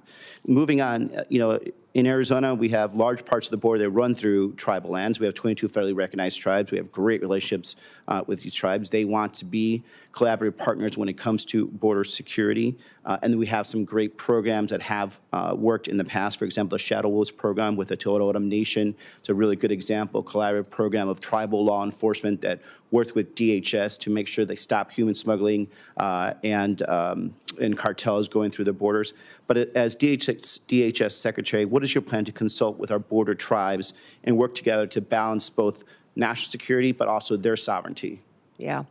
Well, Senator, I believe that my experience as governor and my relationship with working with our tribes is going to be an incredible, powerful tool for me to bring to bear at the Department of Homeland Security to work on how we secure our southern border, but still respect their sovereignty and still be able to work with them. This year, when looking at public safety issues that we had in South Dakota and their lack of ability to hire tribal officers on our reservations in South Dakota, I offered to train federal law enforcement officers, BIA officers, but also their tribal police in South Dakota at no cost to our tribes.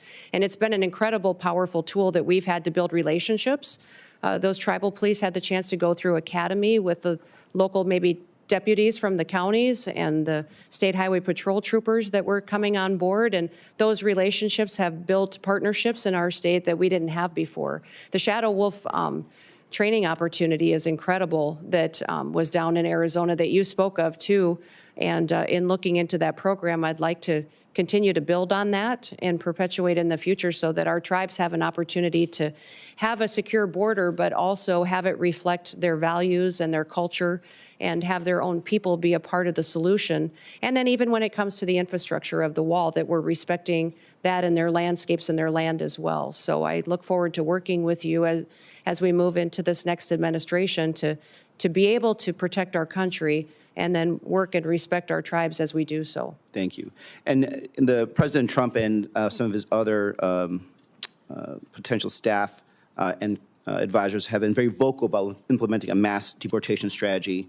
You know, talking to my agricultural community, my dairy community, they have concerns that this approach will lead to workforce shortages that will further drive up the costs of everything, and something that we have really been working hard to across, I think, a bipartisan manner to bring down the costs of everything. And unfortunately, this would reignite inflation. What is your plan to ensure safe and legal immigration processes for agricultural workers while protecting local agricultural operations, including those both in of our home states? Well, Senator, the President and President Trump has been very clear that his priority is going to be deporting criminals, those who have broken our laws and perpetuated violence in our communities. That'll be the priority.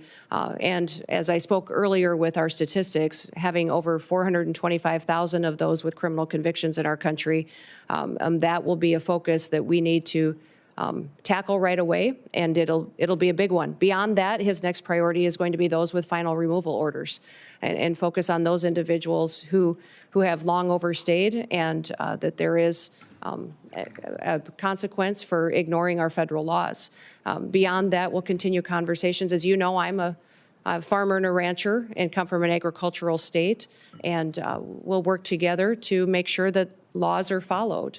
You know, it is the Senate and the House that puts forward the laws. I, as Secretary, uphold the law. So you determine what that is, and debate and discussion. I'll be transparent and share as much information and insight as I have with my background and experience, and continue to work with you. Senator Moreno. First of all, thank you, Governor, for being here and for testifying before this committee, and for your service, not just to your state, but to America. 9 years ago today, we met in probably the coldest day I've ever been in my life in Iowa, as you and I were making phone calls and whipping up votes for Republicans in Iowa. My wife, Bridget, who's here, got a chance to meet you. And we left Iowa saying, that person's really going to go far. And here we are 9 years later. You've been an amazing governor, amazing congresswoman, and now you're going to make an even better Secretary of the Department of Homeland Security. So I think sometimes in D.C. we tend to complicate things. There is a current Secretary of Homeland Security. So why don't we take this opportunity to do a little job review and compare and contrast him to you. So just if you don't mind, I'll ask you some questions and you can give me an answer. Secretary Mayorkas allowed you said it, just about 400 people on a terror watch list to come into this country illegally. If you were confirmed as Secretary of Homeland Security, how many people on the terror watch list would you allow into this country? Well, Senator, we would work every single day until we had that number was zero. And if you look at the previous Trump administration over his entire 4 years, in comparison to Joe Biden's number, President Trump, it was 11 that were then removed from the country and face consequences. When you look at the 382 that Joe Biden has let in, and the policies continue, is shocking and needs to be changed immediately. Mayorkas let in about 12,000 murderers. How many would you target to let into this country? My goal every day would be to have no murderers allowed into this country and our communities. Mayorkas allowed 16,000 rapists. How many would you target to let in? Every day I'd work to make sure that there was none let into this country. He let 600,000, Mayorkas, 600,000 people with criminal convictions. How many would you allow in? We would work every day to make sure people are safe and that those with criminal convictions are immediately removed. How many private jets would you have the United States taxpayers have fly into foreign countries to pick up people to bring them here? Yeah, Senator, we will no longer be undertaking that mission at the Department of Homeland Security. So not 700,000 individuals on private jets over the last 4 years. You would not have any? No. I'll be working with President Trump to put in place his agenda in adherence to our federal laws. And how many illegals will you plan to house in luxury hotel rooms in Manhattan at a cost of $6,000 per month? Sir, clearly, Senator, during this election, the American people said they did not support that and that that would not be a part of this new administration. How about sex change operations for illegals? How many of those would you suspect you would fund? Senator, I believe that the Department of Homeland Security will be reevaluating its mission in this country to not allow that going forward under President Trump's goals. And if you had an illegal migrant that was in this country and they committed a crime, would you offer them airfare from one state to another to evade law enforcement? Sir, I will be following this nation's laws and the Constitution and make sure that all laws are adhered to. And if you had been the head of the Department of Homeland Security a year or so ago, would you have closed a detention center in Georgia that would have allowed the release of somebody charged with a crime? Sir, I don't have the specifics to that situation, but certainly that would not be something that I would want to have under my watch. So just to be clear, Lakem Riley would be alive today if you had been the Secretary of Homeland Security. Senator, my hope is that that would be true, yes. Let's switch to another part of the disgraceful immigration laws that Biden and Mayorkas, who objectively, by the way, objectively has been the worst cabinet member ever in the history of the United States of America. Let's talk about temporary protective status. Temporary being the operative word. Mayorkas and Biden just extended temporary protective status again through 2027. Will you continue to corrupt TPS to allow some sort of open borders agenda? And will you use hot weather of 80 degrees and sunny beaches in El Salvador as a reason why people have to stay in America and not safely return? Yeah, Senator, this program has been abused and manipulated by the Biden administration, and that will no longer be allowed to allow that and these extensions going forward the way that they are. The program was intended to be temporary, and this extension of over 600,000 Venezuelans as well is alarming when you look at what we've seen in different states, including Colorado, with gangs doing damage and harming the individuals and the people that live there. And in terms of our border, like the physical border, I've been there many times, you've been there many times. Who should be in charge? Who should have operational control of our border? The United States government or the Mexican drug cartels? Oh, Senator, the United States needs to control our borders and secure them. So if this were a job interview in the private sector, and you had somebody like Alejandro Mayorkas in charge, and we had the opportunity to upgrade to you, this would be the greatest upgrade in history of the United States of America. But I'm going to end my time with a startling statistic and actually a challenge to the Democrat Party. When Mayorkas was confirmed, every single Democrat voted to confirm him, and 6 Republicans joined all 50 Democrats in that confirmation. If we get to the vote, and hopefully, Chairman, we could do that Monday, because we cannot wait one single day without you being in charge of that department. We should have 100%, 100 senators vote for your confirmation. This will be the litmus test, in my mind, as to whether we have a Democrat Party that's actually serious about doing bipartisan things like securing this country and protecting our citizens. Any Democrat that voted for Mayorkas that does not vote for you should be in front of their voters and removed from office. Thank you for serving, Brian. Thank you for being here, for putting up with the nonsense that you guys have had to put up with over the years. You are going to make an amazing Secretary of Homeland Security. Thank you for being here. Thank you, Senator. Senator Slotkin. Thanks for being here, and thanks for our time in my office. Governor, I'm a former CIA officer, joined right after 9/11, and served 3 tours in Iraq alongside the military. I'm actually the first CIA officer in the Senate. To me, the most important thing, again, as a Democrat from a state that Trump won, right, on the same ballot, we both won. I understand we're going to have different policy opinions. I certainly understand that the president or incoming president has the right to nominate whoever he wants. Those are not the issues for me that I'm going to spend my time on. The ones that I care about the most relate to the mission of the organization when it was founded, protecting the homeland. And I think, to me, it's one thing when there's campaign rhetoric or politicization of things. Everyone does that on both sides of the aisle in this committee and in our line of work. But when it comes to actually protecting the country, you do have to be clear and honest about facts and not conflate things. So it's just important to me that I know, particularly since you do have one of the intelligence agencies within the Department of Homeland Security, that you're going to call a spade, right? The most recent acts of domestic terrorism in New Orleans, horrible incident, in Nevada, had nothing to do with migrants, correct? Correct. They were homegrown American citizens. One of them was actually in a very elite military unit. I mean, it's horrible. It's one of the hardest things to catch, the sort of lone wolf, radicalized American citizen. But I want to protect ourselves. Our most recent examples of domestic terrorism were not what we've spent the majority talking about today, crime from a migrant. And I don't dispute there is crime.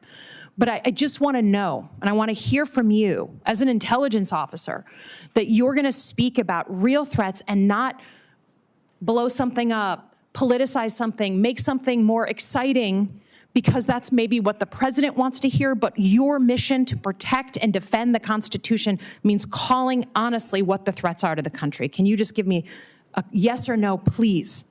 Yes, Senator, I will be as transparent and factual every day with you and the American people as possible based on the information that I have. I don't know if the investigations are closed in New Orleans and in Nevada, but what we know so far and needs to be relayed to the American people needs to be the truth and facts. Yeah, I'd ask that.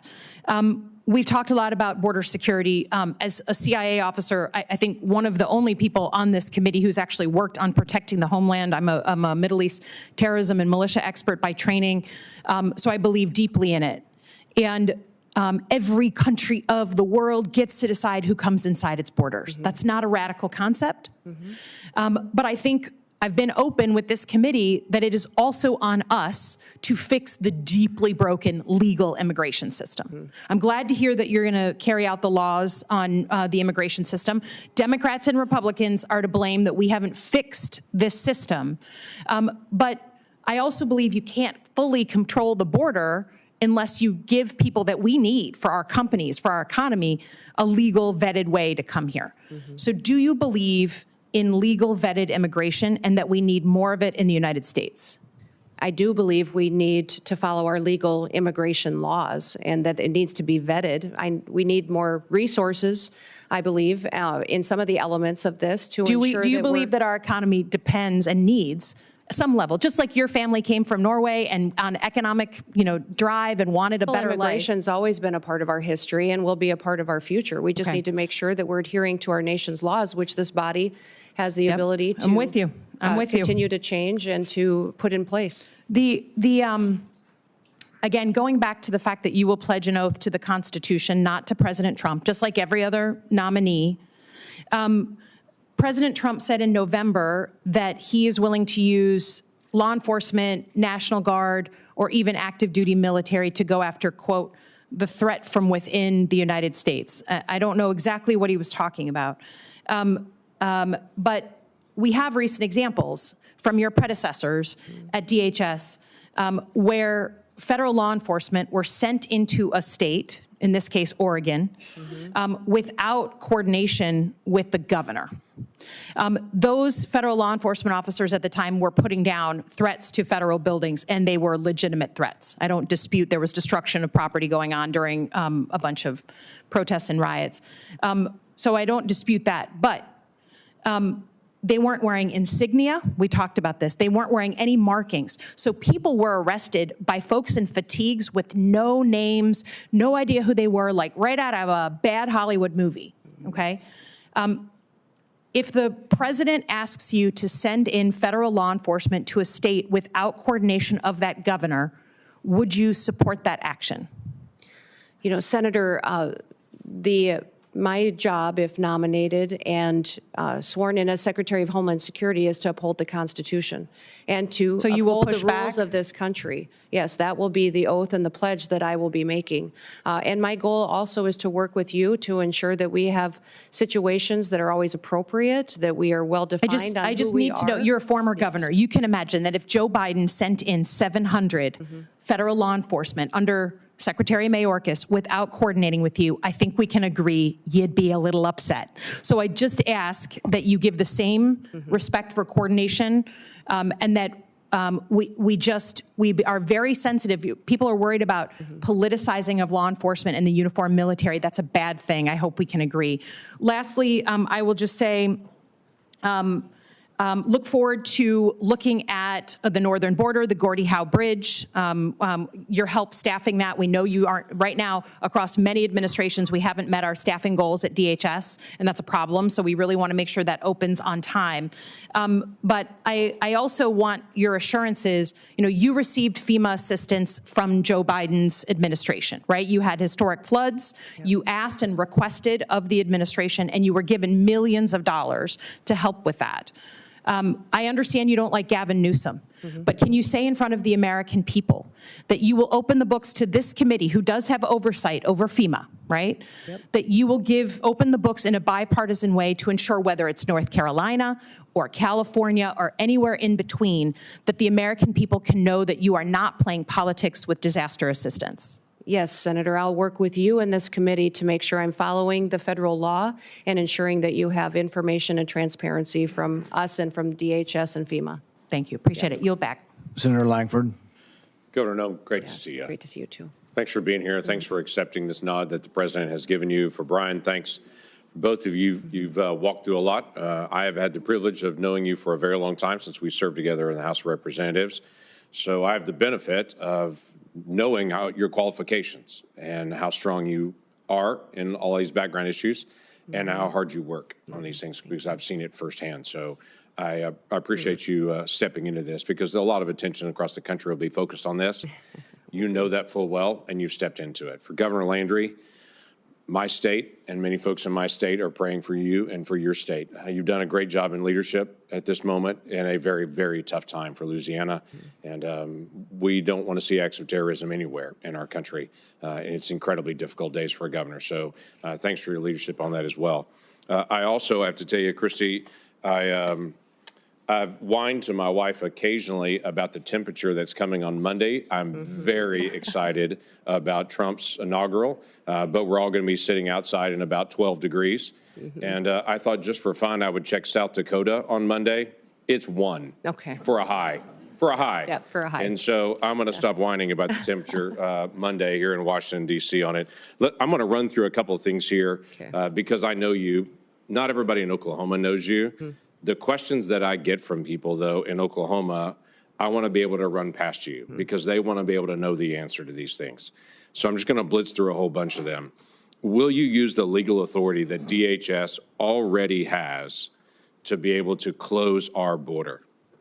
Yes, Senator. I will work with President Trump to ensure that we're securing our border. Thank you. There's a lot of things that this Congress needs to do, has already been mentioned by Senator Slotkin as well, that we need to do to be able to close loopholes, to be able to give you additional authority. But there's a tremendous amount of authority currently not being used. And Oklahomans are saying, is that about to be used? And they'll be grateful to be able to hear that. No other president has ever created a phone app to be able to facilitate a faster processing of aliens in, called the CBP One app. It's been mentioned several times here. Will you use your authority to stop facilitating faster processing of illegal aliens into our country with the CBP One app? Yes, Senator. We will eliminate the CBP One app, maintain some of the data that's in it that's critical to knowing who's in our country, but that app will no longer be in use. Thank you. No other president has ever used the parole authority just in general, humanitarian parole, to facilitate faster processing of aliens into our country, which leads to the catch and release we've all heard about. So the Oklahomans that I talk to say, are we about to end the abuse of parole and end catch and release? Is that about to stop? Senator, President Trump's been very clear that he will end catch and release. Terrific. Folks want to know, will you use your authority with the funds that are given to you by Congress to actually build more wall rather than use the funding that's given to you, as the Biden administration did, to do environmental remediation around the border rather than actual border wall and border structure? Yeah. Senator, President Trump has been clear that he wants to build the wall. So do we. So will you use your authority to be able to scan more vehicles? And obviously, we've got to get you the funding to be able to do this, to be able to scan more vehicles and individuals that are carrying fentanyl into our country through our ports of entry. Yes, Senator. We will continue to use technologies, but hopefully be able to use more with the resources that we're granted to scan those vehicles and know what's coming in and out of this country. Last year, FEMA employees during disaster relief were instructed by one of their supervisors that if they see a Trump sign or a Trump flag flying, to skip that house, to not stop by there and tell them what their federal government can do for them. Yeah. Will you allow FEMA employees or any within DHS to politicize their role and to pick and choose who gets help and who doesn't as an American? Senator, under President Trump's administration, disaster and emergency relief will not be handed out with political bias. Every American will be responded to and treated equally.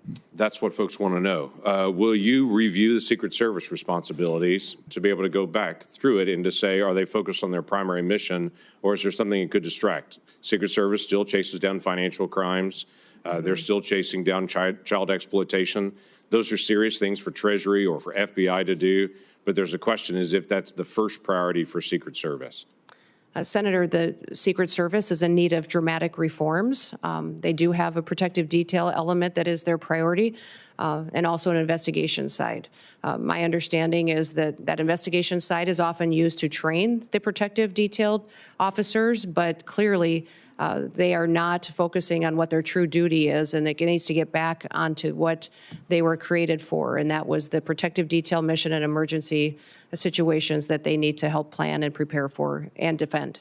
Thank you. This committee made a request to the Secretary of Homeland Security last year, and by the way, also the head of the FBI, to be able to come before this committee and to do what every Secretary of Homeland Security has done for the last 20 years, every single year, unbroken until last year.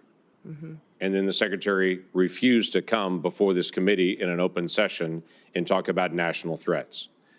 Now, the former chairman protested strongly to the Biden administration and DHS. They weren't coming, but they still refused to be able to come. Will you come before this committee and talk about the threats openly so the American people can hear them in a public forum? Yes, Senator.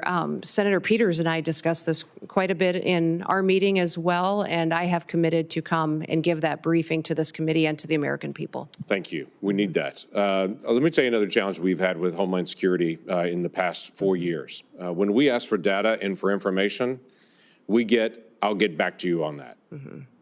When we ask again and again and again and again, we get the same statement. I'll get back to you on that. Now, I can go down the street to the command center where they actually get the data in live and they have it up on big screens and they're tracking exactly what's happening on the southern border to the minute. But if I ask for what happened last month, they'll say, we're still gathering that data. We're not asking for anything other than what Congress is supposed to get. That's the ability to be able to see data and to have real oversight over DHS. And that has been a failure of this DHS, along with multiple other issues on that. When we request the data for basic things like how many special interest aliens were allowed across the border, if it was last year, we had to find out on our own. It was 70,000 people that were targeted by this administration as a potential national security risk that were not just found at the border, that were released when they were found at the border. 70,000 people just from last year in the country right now that this administration declared at the border they're a potential national security risk. Now, I know you're not going to do that, but when we ask for the data and for the information, when we say, how's the National Vetting Center working? Do you have the connection between it to be able to screen individuals there?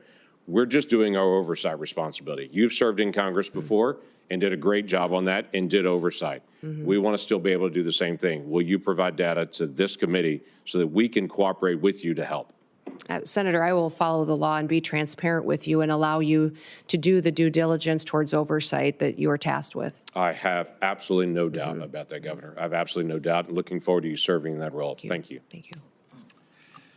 Well, congratulations, Governor Noem. You are almost done. Okay. We've been through a lot of questions. I think you've handled the questions very well. And there's going to be, I'm going to ask a couple of questions, and I think the ranking member has a few, and I think we'll be done very shortly. I I think a lot of Americans, including some conservatives, misunderstand the First Amendment. They think the First Amendment says that Facebook has to publish my opinion, or the Wall Street Journal has to publish my opinion, or we need to force them to be fair. That's not what the First Amendment's about at all. The First Amendment really doesn't apply to telling private companies what we can or cannot say. YouTube censored me, and I despise their policy. They actually took down speeches I made on the floor. But really, I don't have a legal recourse other than I can complain about YouTube being unfair and not hosting, both sides of an issue. However, with the government, though, there is a rule. The First Amendment specifically says Congress shall pass no law banning or abridging speech. And this is what really got us worried about, what not only the FBI was doing, but the Department of Homeland Security, actually meeting with these companies on a weekly basis. And imagine the chilling effect of this. Imagine that there are cameras here, that they're going to end their filming of this interview and then decide, well, what she said or what he said really was misinformation and we should edit that out. Can you imagine? It's just hard for me to imagine that the media has not, which once defended the First Amendment, hasn't been in more of an uproar over the government meeting with the media to decide things. Some of this we didn't know, and then Elon Musk bought Twitter. People asked him, they said, well, you paid $44 billion for Twitter, isn't that too much? And he said, I paid $44 billion to defend free speech. And it's been an amazing service, not only to open up the forum to more viewpoints, but to point out what the government was doing. In this last week, we heard from Mark Zuckerberg, who said that the pushiness, the coerciveness of government meeting with them was unprecedented, and that they pushed back. But he also said worse than them just sort of telling him he should restrict speech, they also threatened him. They threatened to come after him through antitrust law. They threatened to remove parts of, Section 230 of the liability protection. Just to imagine this bully nature of government. And I know you're opposed to that, but if you're confirmed and you're in a position of saying, we're just no longer sending people to meet with media, and the way I describe it is to talk about constitutionally protected speech, because some will say, oh, well, what about, pornography, or what about child trafficking? Those are illegal. Those are not constitutionally protected speech. You have every ability to meet with that. But for constitutionally protected speech, will you tell us in America that you will no longer be sending government agents to meet with the media? Yes, Senator, I'll work with you to ensure that civil rights and liberties are protected and that we are not in the misinformation and disinformation space like the current DHS is. The only other thing I would ask on this basis is we will send requests. We sent requests previously, sometimes and often bipartisan requests for information. The Twitter files, Michael Schellenberger, Matt Taibbi, Barry Weiss did a great job of showing what was happening in Twitter and how they were cooperating with government. I think the other investigation that needs to occur is who were the people in government they were talking to? Do they still work at DHS? And can we make sure that they're not in a position of authority? And this is not something I'm going to tell you to do. It's just a request that you have your own investigation, that you have people who work for DHS to say, we are going to look for people who are bringing their political bias to work and trying to influence speech and restrict speech based on their bias, and help us in rooting that out and making sure that these people never again have that responsibility, because I think that I don't think there's ever been anything like this as far as the restriction of speech. And I think the election is largely going to stop and tilt things the other way. But will you help us by looking internally for those who are trying to restrict speech? Senator, I look forward to working with you on that mission. I don't have any other questions now, but I think Senator Peters and Senator Blumenthal, and we'll see how it goes. We're going to start with Senator Peters with one more 5-minute round. Yeah, I'll be fairly brief. We've had opportunity to talk at length about many issues, and again, I appreciate that, Governor. I just want to stress going forward, and we've heard a lot of comments here. I think there's been a fair amount of political theater, not as much as I know exists in other committees, and I've always strived, and I know Ranking Member, or now Chairman Paul, share the notion that we want to be a fact-based committee and try to find tangible solutions to the tough problems that we face, and data is important.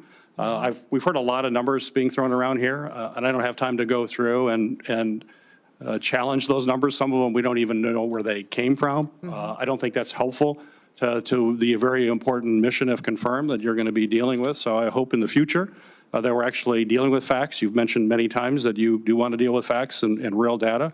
And again, we heard a lot here that's not real data, and we should not operate that way. And if confirmed, when we move forward, I'm going to look forward to working with you based on the facts and understand where the real threats are, how we need to appropriate resources to make sure we're meeting those threats. And let's take this hyper-partisanship out of such an important issue of Homeland Security. We have way too much partisanship in this country, and it's resulted in a polarization of people here. We've got to come together as this country. We've got to lock arms and understand that we're all proud Americans. We all want to do what's best for the American people and solve the issues that are before us. So in that spirit, and certainly you've communicated that spirit to me, but in that spirit, I hope, if confirmed, that is exactly what you will be bringing to this office.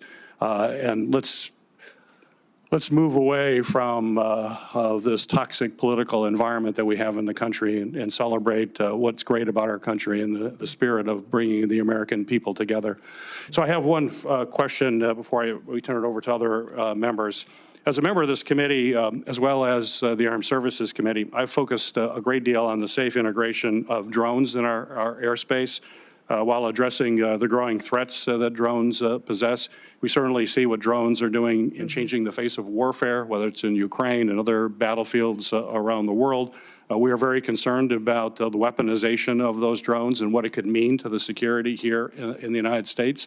I've proposed comprehensive legislation to extend authorities beyond just the FBI and DOJ and Homeland Security to local law enforcement. You mentioned in your comments about security for the Super Bowl, which is incredibly important. But we have to remember that that threat exists for all games. In fact, one of the biggest supporters of my legislation is the NFL. In fact, we just had a recent playoff game that was delayed because of drones that flew into that playoff game. We are very concerned that you could have a drone with a grenade or an explosive device, which would be absolutely catastrophic. It's absolutely essential that we address this threat. What we're seeing around the world and what we're seeing in daily activities should be a concern. I think this is just a matter of time. It's not if, it's when. And we need to be on the front end of that. And with that in mind, I want to remind folks that Congress just recently extended critical counter-UAS authority, counter-drone authority, only for a short-time basis for the 12th time. We only do these little tiny short-term extensions, and we aren't dealing with the problem comprehensively as we should. And those are going to expire on March 14th, a very short time from now.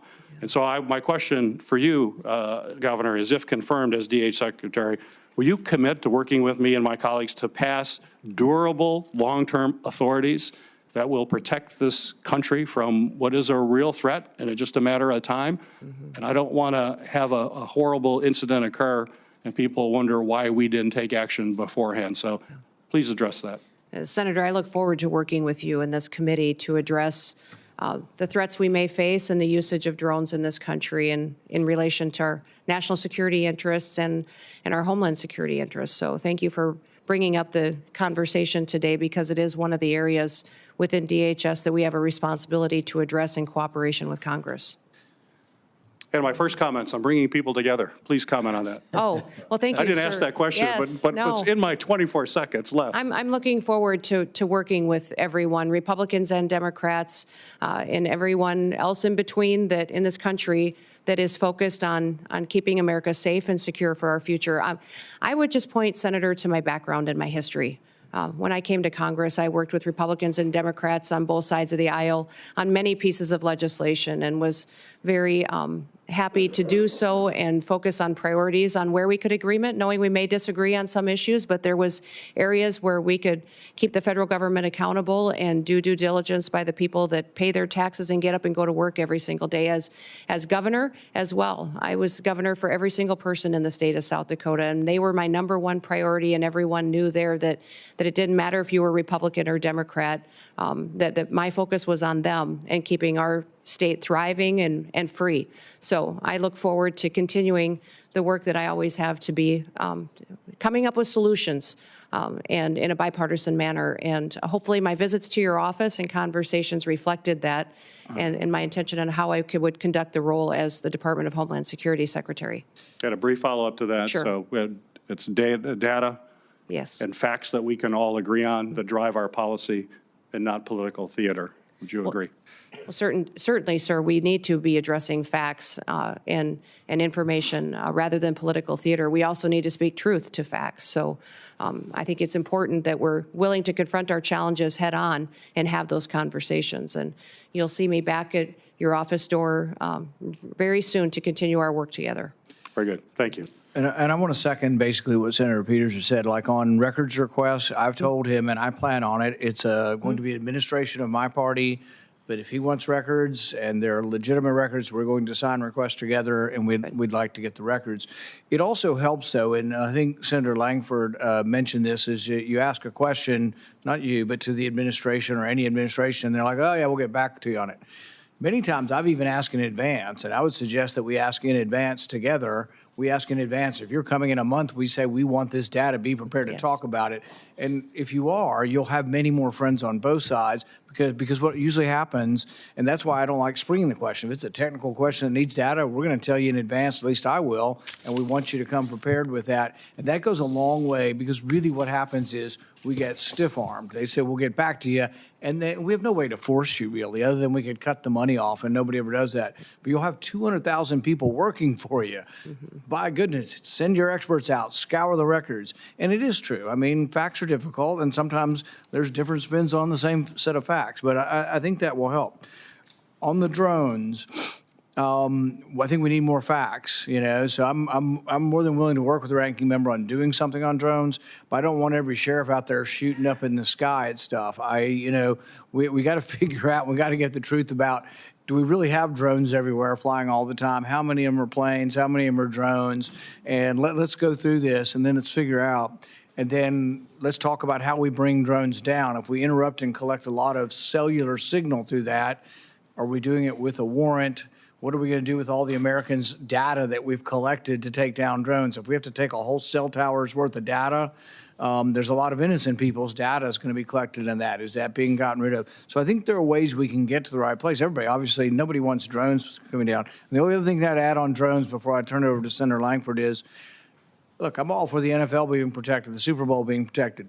They need to pay. They are a very rich organization. They want drones flying over in New Orleans. I'm all for it. The NFL ought to pay the government if the government's doing it, or we ought to have private contractors doing it, but they shouldn't just get it for free. Senator Langford.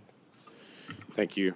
Thanks again. As Senator Paul will remember on this, there used to be a public-facing website that all Americans could actually get the data, what's happening on the border, what's actually moving, and then when the numbers got bad, that seemed to disappear, and then we couldn't even get the data anymore. So I look forward to actually finding ways to be able to have everybody has the ability to be able to see some of this data as well on it.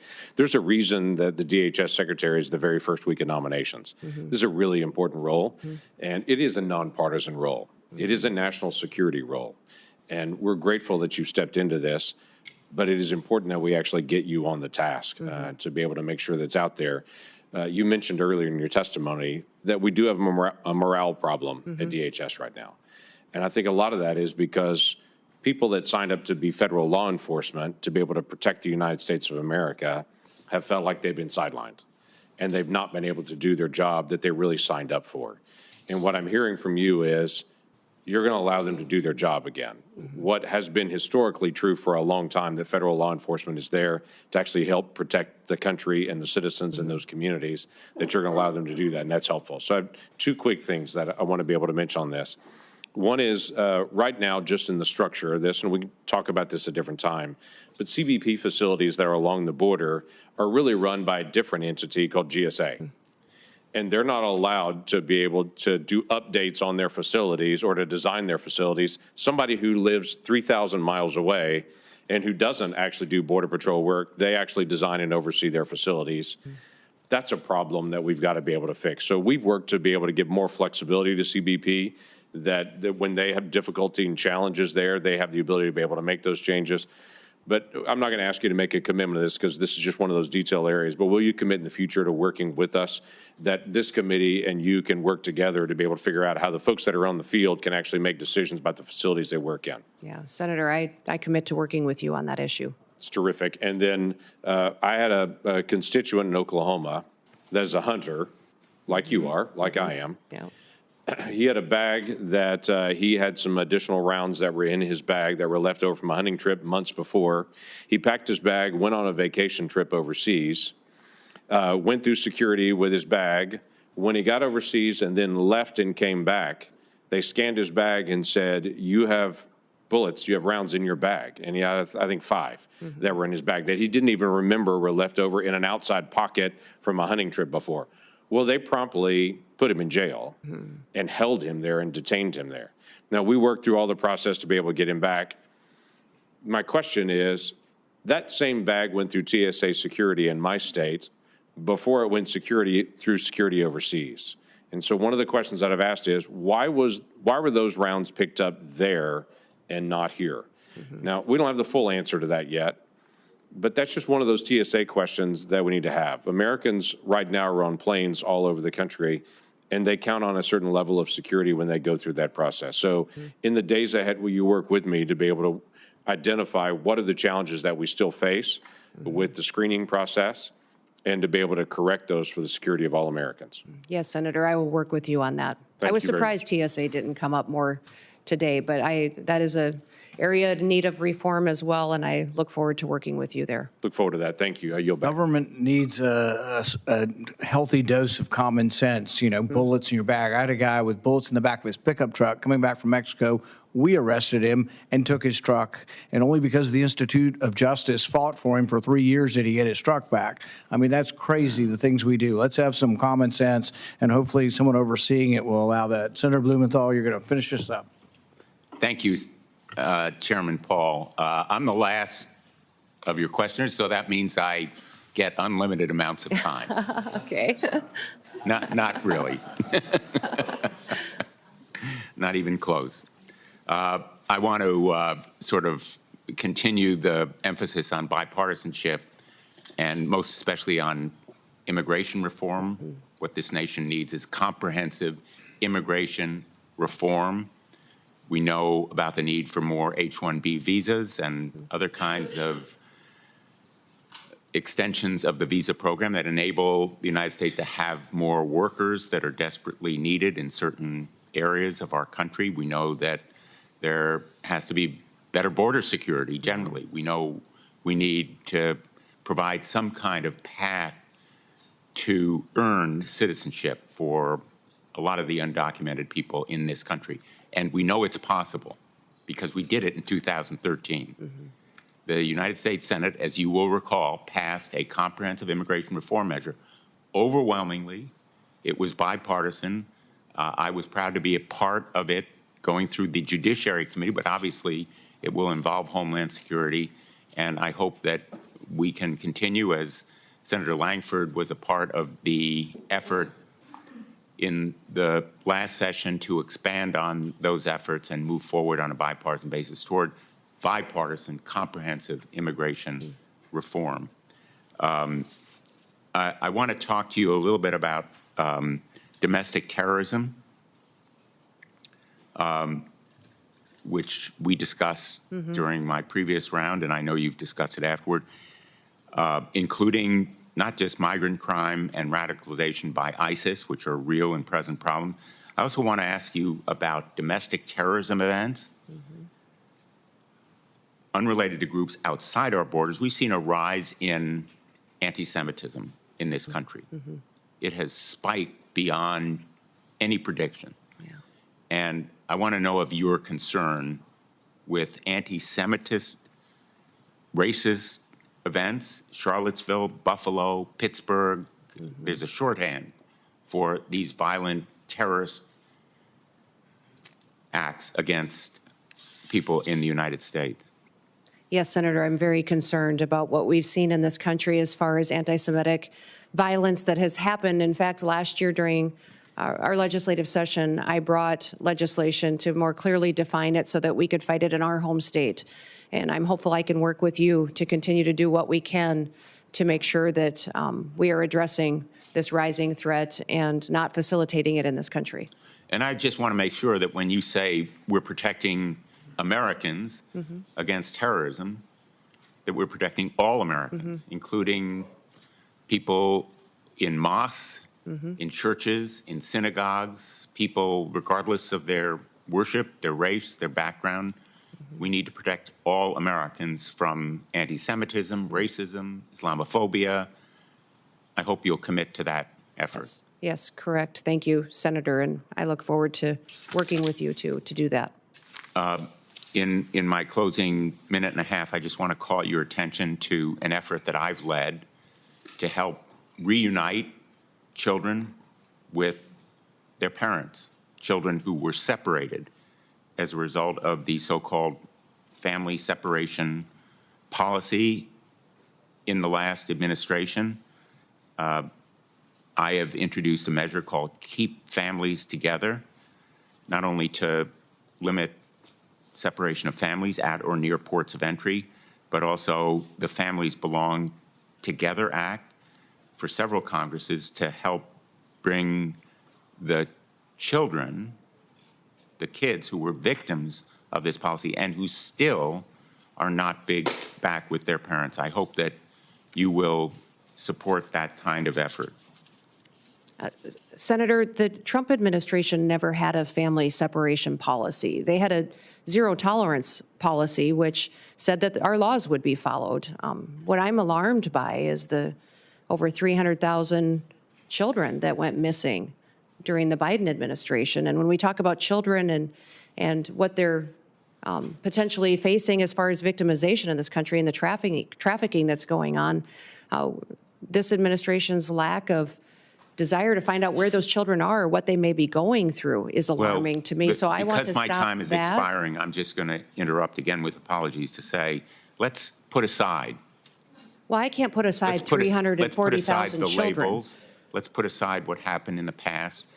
There are still 1,000 children who are separated and waiting to be reunited. I'd like your commitment that you're going to continue the effort to reunite them with their parents. Senator, keeping families together is critically important to me and to this country. I'm concerned about Laken Riley's family, that they no longer have her. I'm concerned about the fact that we have people in this country that don't know where their children are, or people in other countries who sent their children here and they've been lost by this administration. So, yes, my focus will be to keep families together. We will uphold our law and we'll make sure that we're doing everything we can to keep our children safe from the trafficking and the drug epidemic that's hit this country. I'm going to end on an optimistic note and say I take that as a yes. Yeah. Thank you, Mr. Chairman. Thank you for your testimony. The nominee has filed responses to biographical and financial questionnaires, answered pre-hearing questions submitted by the committee, and had their financial statements reviewed by the Office of Government Ethics. Without objection, this information will be part of the hearing record, with the exception of the financial data, which are on file and available for public inspection in the committee offices. The hearing will remain open until 5 p.m. today, Friday, January 17th, for the submission of statements and questions for the record. This hearing is adjourned. Thank you, Senator.